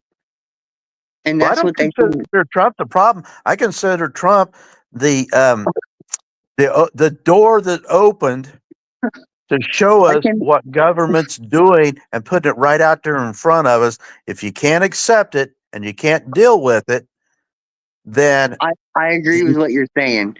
But what she is seeing is the Democratic side of it. Trump is stealing our rights. Trump is doing this. Trump is doing that. No, but I understand. I understand what you're saying. And what it's not just right is Trump taking from us? No, I get what you're saying. No, ask her that question for me. I'm not. No, what specific right is Trump taking from us? And she's going to tell you that he's trying to steal. This is what I'm going to tell you. That what she's going to tell you. Okay. Is that he's trying to steal her right to vote and all sorts of other stuff. Where? I don't get it either, but I just follow along because it's easier. Okay, well, you have to. I don't have to. But, exactly. But this is where I get into those conversations of, okay, where's he doing that? I haven't seen a single place that he has ever said that a woman doesn't have the right to vote. I can't see it either. I've never seen it. I haven't seen it either. But so, that's what. So my question is where? And then my But next question is what? I'm not going to let you get into that conversation with her Well, because I don't. here's the thing that I do. This is why I'm not going to let you. Is because you're not going to have to deal with it later. I am. Well, but here's the thing that I do to solve a problem. There's 3 questions that you ask. Well, actually ends up being a 4th one. The first one is what? You already told me. She said she's afraid of her vote being taken from her. Okay. What? When? Okay. My question was you. Like When did he say that? Okay. So what, when, and where did he say that? Exactly. I know. I get what you're saying. Okay. And I now, haven't if heard it's none of it. if it's a problem, then how are we going to fix it? The fixing is Till there's you a can pro- answer those first 3 questions and bring it clear around to how, then it's not a problem, or you haven't found the problem. Because if she actually answers those questions, you're you going to don't put it back on the understand Democrats. you don't understand the problem. That's the problem. No, I understand what you're dealing with. That's what I'm saying, is because she doesn't understand the problem and she hasn't found the problem. She's going to deflect it over here to Trump. But she can't answer those questions to Trump. I get that. But Yeah. and don't get me wrong, I don't like Trump either. Well, that's He's okay. not the greatest for this country. But you know, he's It's the better best than we have at the others. time. Yeah, I agree with that. Because bottom line is, if you're voting for 2 people out of how many millions in this country, you're voting for the best of the 2 evils. Yeah, the best of 2 evils. Now, And I can't get out of the behind doing that. out of the best of 2 evils, and you voted for the best of them, now you look for the best in that evil. Well, they didn't vote for this evil. Okay. But they also didn't vote for the best. No, they didn't vote. Well, I didn't vote. So a lot of people would tell So me. what I'm going to tell you, Listen, a lot of people would tell me that I don't have any say in this because I didn't vote, and Well, I will tell them that when did I lose my First Amendment right to bitch? You know. yeah, well, and I understand that too. That have I told you don't have a right? No, I'm not going to tell you don't. You haven't. No, me and you, Danny, we've always been cool, honestly. But the whole thing is, would you just like I told you, I talked to the guy who had the Biden signs in his yard. Until he got educated, he went, "Oh God, I made a mistake." Okay, so if you got a problem with Trump, who else would you have voted for? And then why would? Well, here's my question though. I already told you who I would have voted for. Yeah, but I'm talking about her. No, I get that. If she didn't vote for Trump, then who did she vote for and why? The why is because she thinks that because she was a black Indian white woman. Because she thinks she wasn't going to have her freedom stolen. What freedom? What freedom? The only freedom she heard getting stolen was from the Democrats. If you don't know what freedom is, you don't have freedom anyways, right? Right. The only freedom that have been stolen have been from the Democrats. From the time the black man got his rights, the Democrats were taking it away from him. No, I see that too. So it falls back to if you want to play Democrat Republican, let's do it. I'm 65 years old. I don't want to. And I'm not fighting with you over it. Don't get me wrong. I'm not fighting with you over it. I'm just saying, somebody wants to have an open conversation with an open mind. I've got a friend of mine that's been an acquaintance of mine. Been an acquaintance since I had a karaoke show back years ago. Okay? Her and she can't have a conversation with me. I can have a conversation with her all day long. But as soon as I start questioning her, she can't have a conversation with me because we're not from the same reality.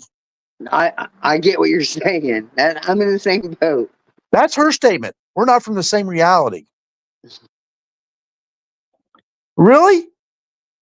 Do we live in the United States of America? Do we live within a same geographical area? Have we known each other for a while? I know stuff about you. You know stuff about me. No sweet and sour? They didn't give us any ranch for Chloe burger. Oh, hold on a minute, Dave. I'll be back. Danny, I'll be Okay. back. Okay, I'm here. Okay, let's talk crypto.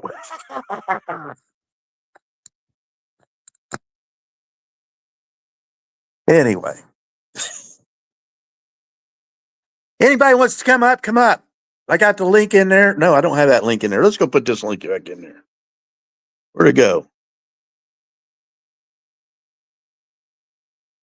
There's the link to come up to the live stream.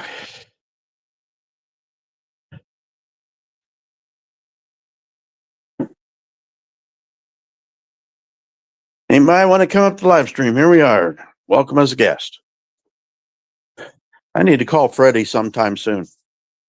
I'm going to leave you guys out here. I'm going to go take care of business real quick.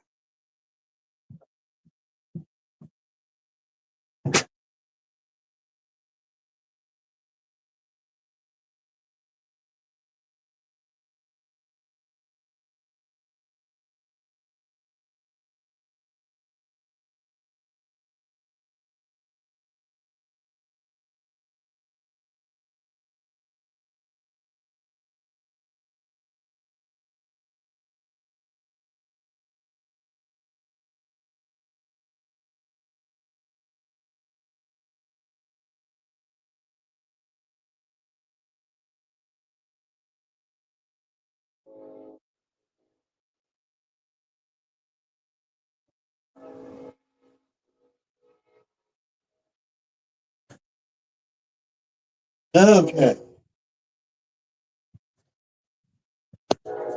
I'm back. Think I need to get more coffee.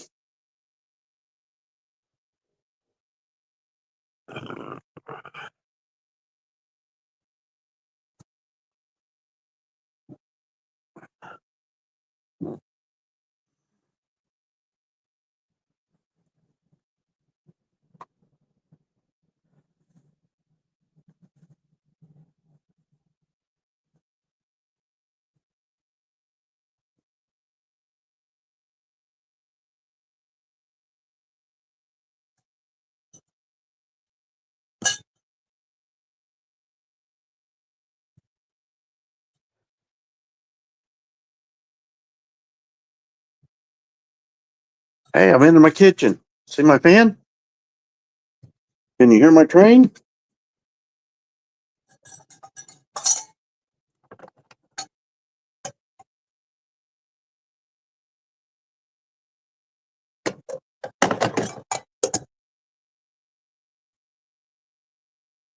Hey.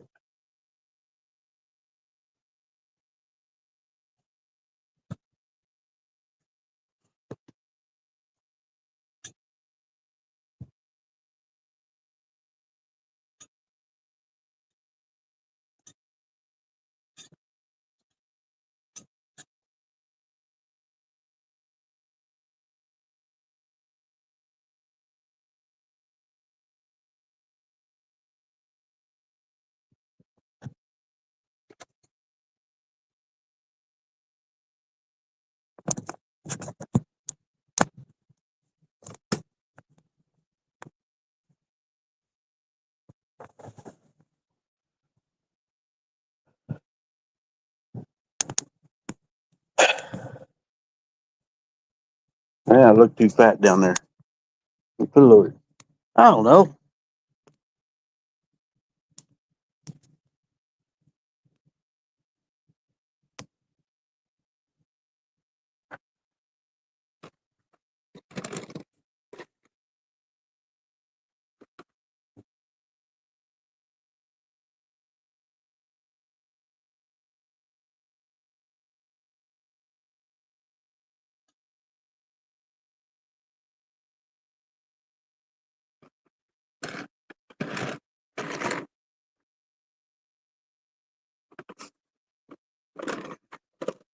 I got me some whoopers.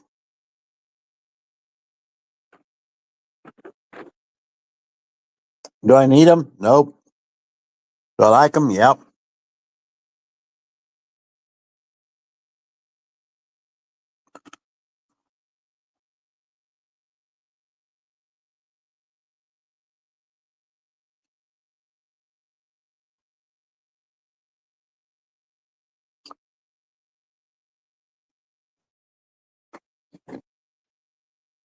Brandon took off somewhere. He'll be back. Oop. Yeah, I guess I'm still there.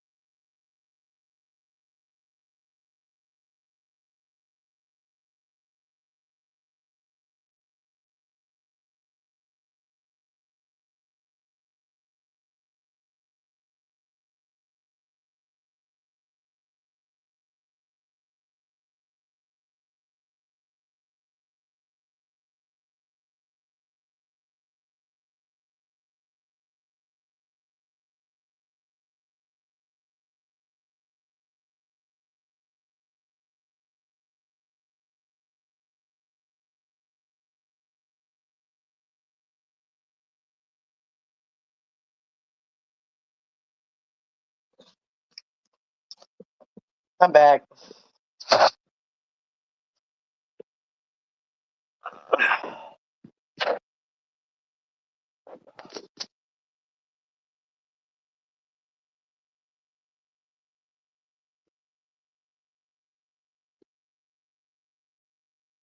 Are you still there? Where'd you go? Said you was back. I'm here. You? Okay, I'm gonna go over and do something real quick. Tell me if you can see me and hear me. All right. I'm trying to make a message here. Can you see me and hear me? I can.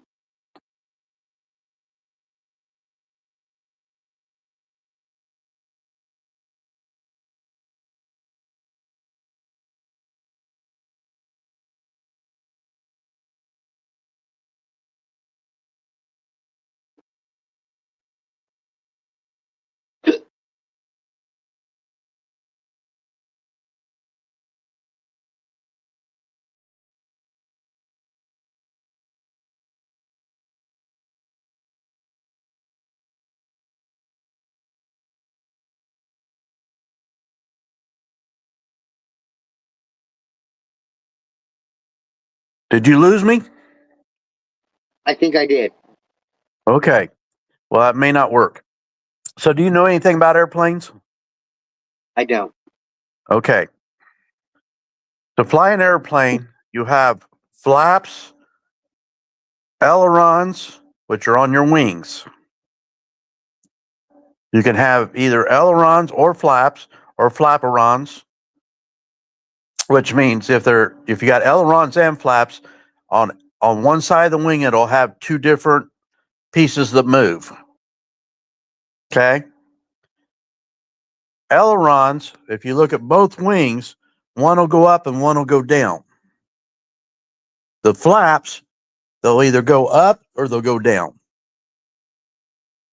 Now that's just the wings itself, and some planes have both, some don't have. So the ones that you're seeing doing all the tricks and stuff, like even the bigger planes, where they'll do rolls and they'll do loops and do all that stuff, they probably have flaperons. Okay. At the back of the plane, you have a rudder. That will turn you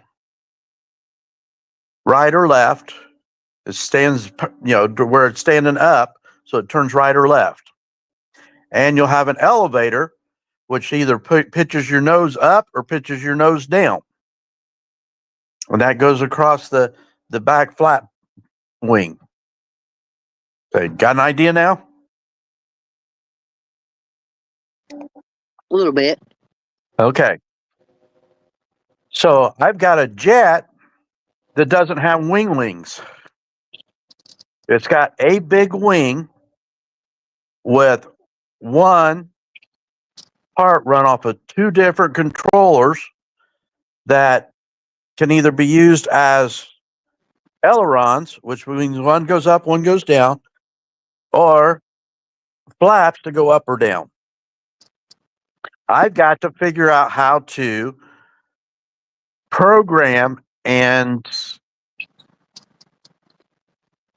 mix all of that together to control that plane. And it's a jet, which means it goes fast.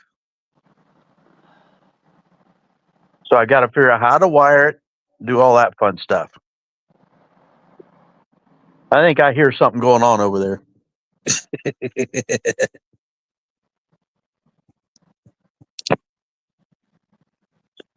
Let me see if I can turn on the lights and show you what I've got built so far and where I got set out here.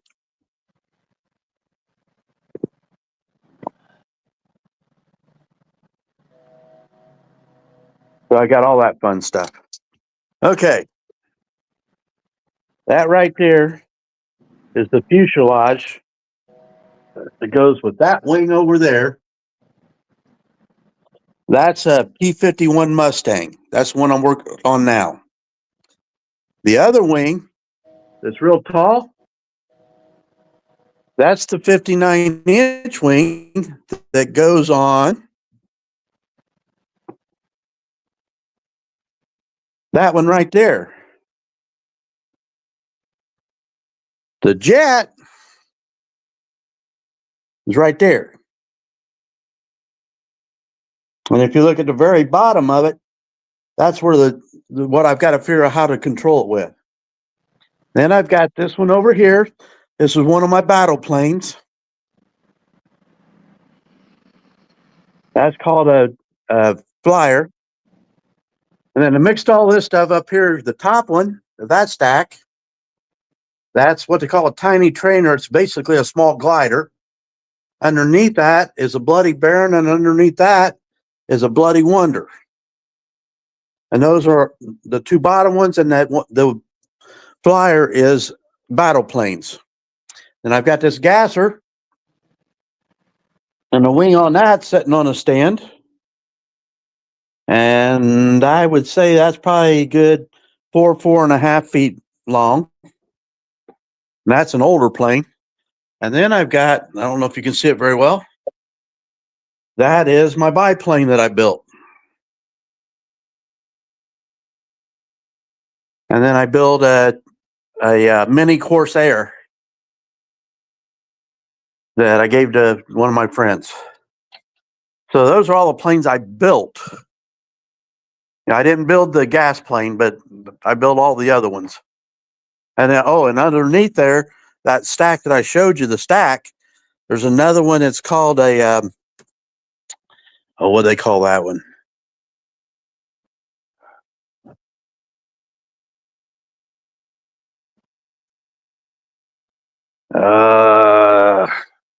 They call that one the wing, and it's basically a triangle with a motor.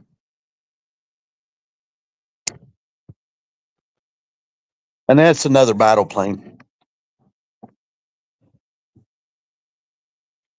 So that's the kind of stuff I deal with. And then I've got a transmitter that I program in each plane of what it does and everything and go from there.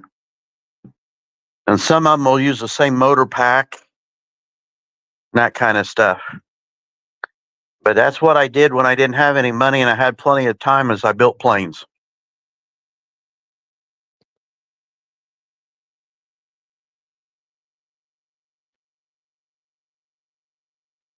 Are you still there? I'm here. Okay. You're just being real quiet. Been a long day, man. I thought I was hearing something a while ago.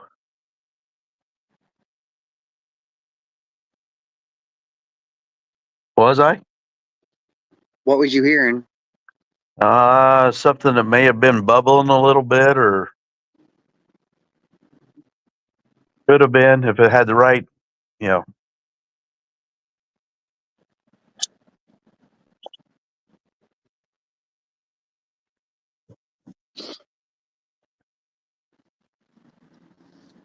Yeah, that right there.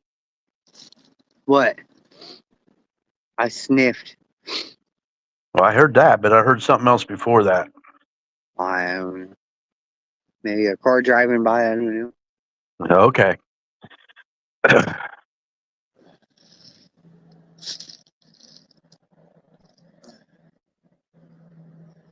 Ew, almost sounds like one of those vapes. Oh, I'm not vaping. Okay.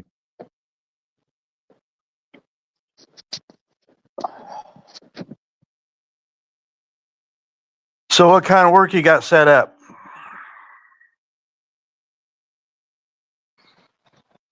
I'm got some flower beds I got to take care of, and I think somebody wants me to look at a kitchen floor that they want to tile. Other than that, I really haven't got much planned of anything. Yeah. You gonna go out and do any auditing? I need to go out and get a job, but honestly, at the moment, I'm really not. I don't know. With Grandpa just dying, I don't know. Everything's been kind of fucked up at the moment. I understand. When my dad passed away, I was sitting in a truck waiting for a business to open up, and I could have been with him. Yeah. So when my wife got sick and had small cell lung cancer and everything, I told my job, I said, this will not happen again. I will be where I need to be when I need to be there. And I drove Right. the truck to the hospital when they put her in to do her carotid artery surgery.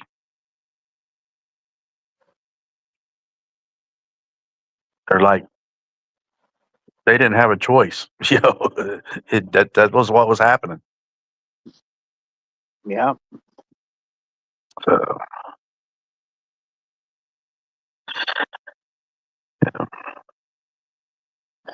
but yeah, obviously you've done some things right, or your grandparents wouldn't have put you in their wheels and stuff. So just think of it that, you know, when all's said and done, you just got good memories. Yeah. I see that, but it wasn't really my grandparents' decision. It was just my grandpa's decision. Yeah, Because grandma's been gone for 10,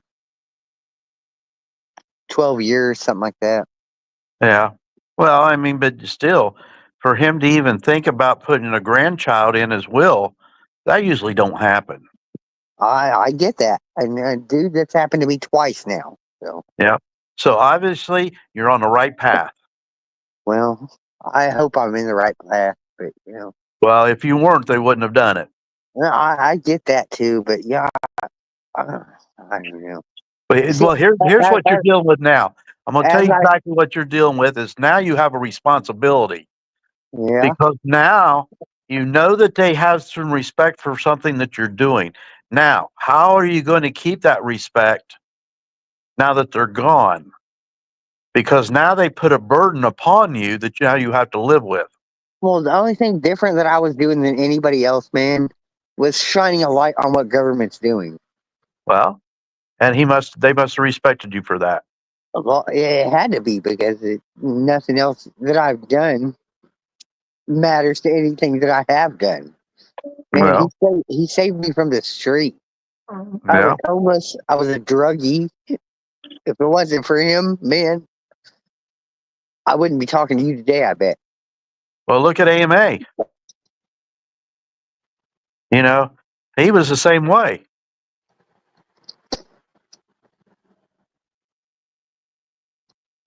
And Yeah, but he's gotten himself to where he is now because of what he's done with the First Amendment auditing. He's built a great channel. He's got a lot of people follow him and respect him. And he is bringing to light what government is. And he also, he's doing like what I do and what I want to do. He wants to highlight. And when they don't want to be highlighted and they want to be buttholes, he lets them be buttholes. But he's not going to lose his respect for himself that he's created over this time just because they want to be buttholes. That's where he gets that, the word jargon going on. The word judo, he calls it.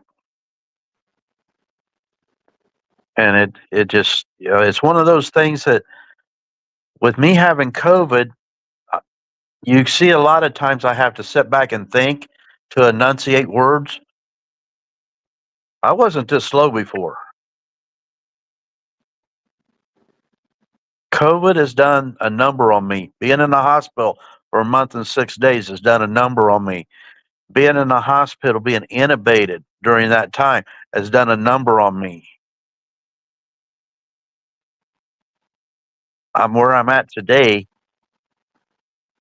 because of what COVID did to me. Now, do I begrudge it? Nope. Do I deal with it? Yep. Do I make decisions that might not be the best for me at some times? Yep. Do I regret it? Nope. Do I deal with it? Yep. And at the end of my time, when I'm done with this earth, I've told enough people, cremate me and spread my ashes over the garden as fertilizer. So at least I'm doing something that, once I'm done with this body, donate whatever part that somebody needs if it can be used to whoever. I'm done with it. Yeah, we did that with Papa, but something I want to do. He was a big army guy. All right. Yeah. He was army for life. Yeah. And he collected cannons and shit.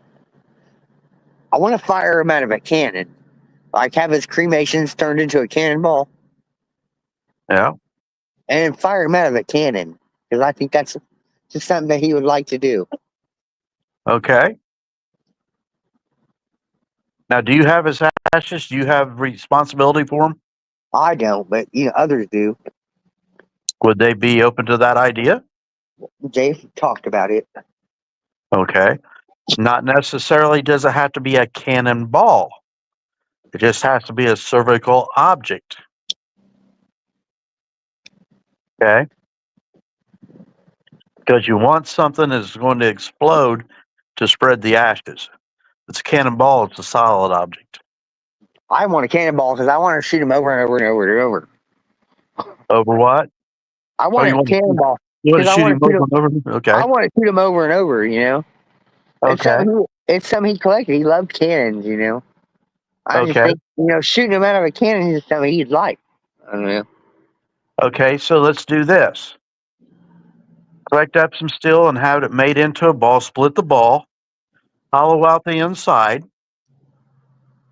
Place his ashes on the inside. Weld the edges. Clean it all up. And let's go build a cannon.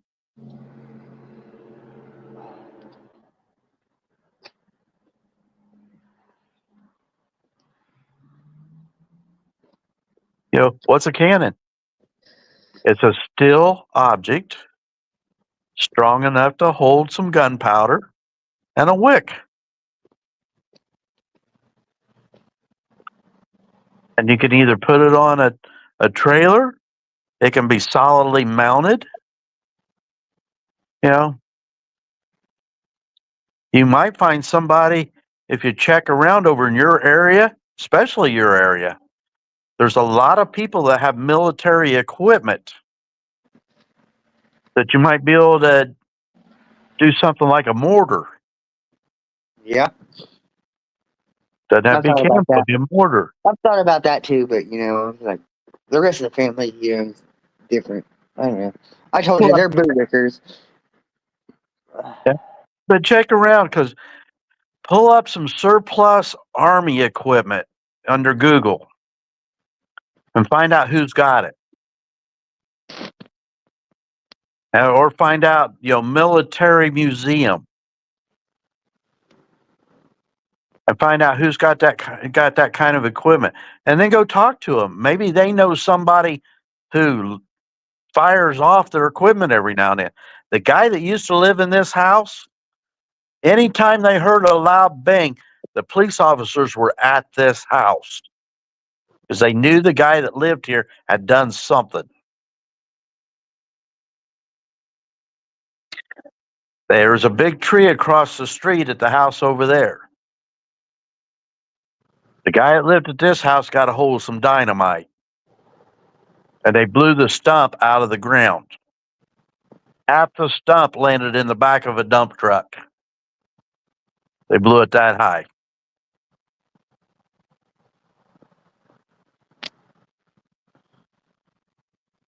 So there are people that's got stuff. When the guy died here, the alcohol, fire, and beverage were right here.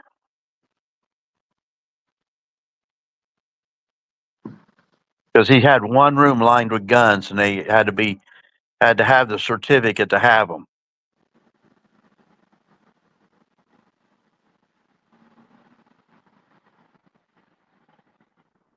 So it's crazy.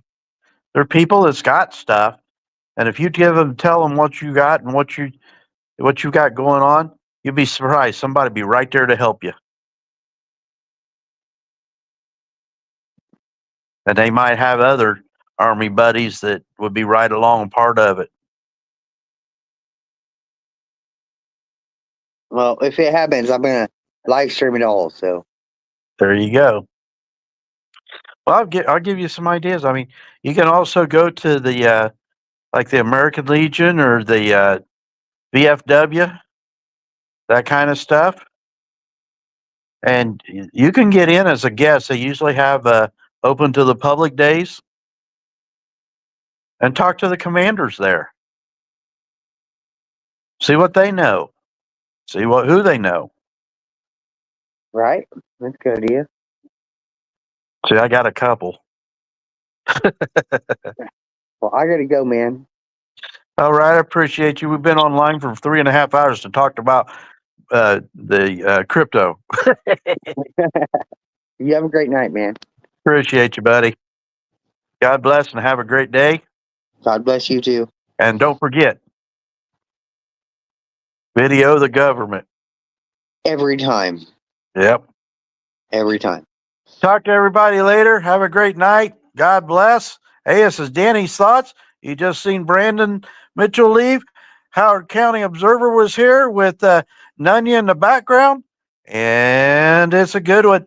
And if you didn't catch about crypto, then get on to the front. Have a great night, folks. Peace. Remember, back the blue till it happens to you.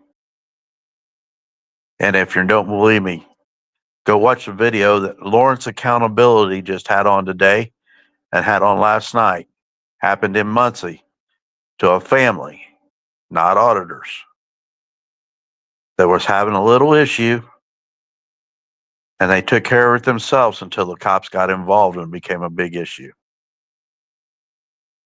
So remember, you have rights. The Constitution says that your rights cannot be infringed upon by any other laws.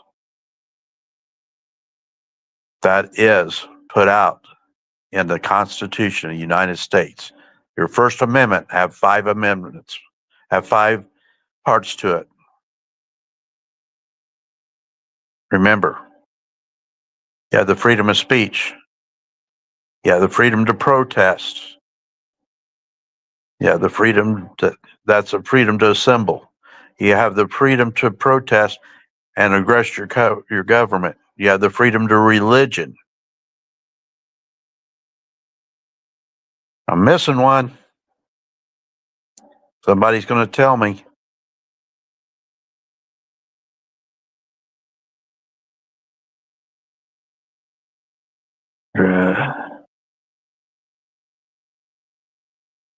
Freedom of press. I knew I'd get it. So remember, you are press. The definition of press is to assimilate a story to the public. And that's any story. Makes you press. The writer of a book is press. The generator of a video is press. You don't have a press pass because there's no such thing. A press pass has been given out is given out by a media company to its employees, saying they are part of that media company. It is not something required by the government. It is not something that you have to have. You already have it. And if you want to say you've got a press pass, carry a copy of the Constitution in your pocket. That is your press pass. That's your First Amendment. Your Second Amendment is to carry arms, not with a license, not with anything else. Those are government rules upon your rights. Like I said, the rules upon your rights, not constitutional. The Third Amendment is no military in your house. Period. Fourth Amendment is the right to be secure in your property, papers, and effects. Your Fifth Amendment is the right not to have to speak to your government. And remember, if they're trying to get you to speak, they are trying to get you to admit to something so they can do something to you. So, if they're asking questions, they're investigating to try to get something on you. So shut up. Those are your first five, with the 5 elements of the first. Have a great day. God bless.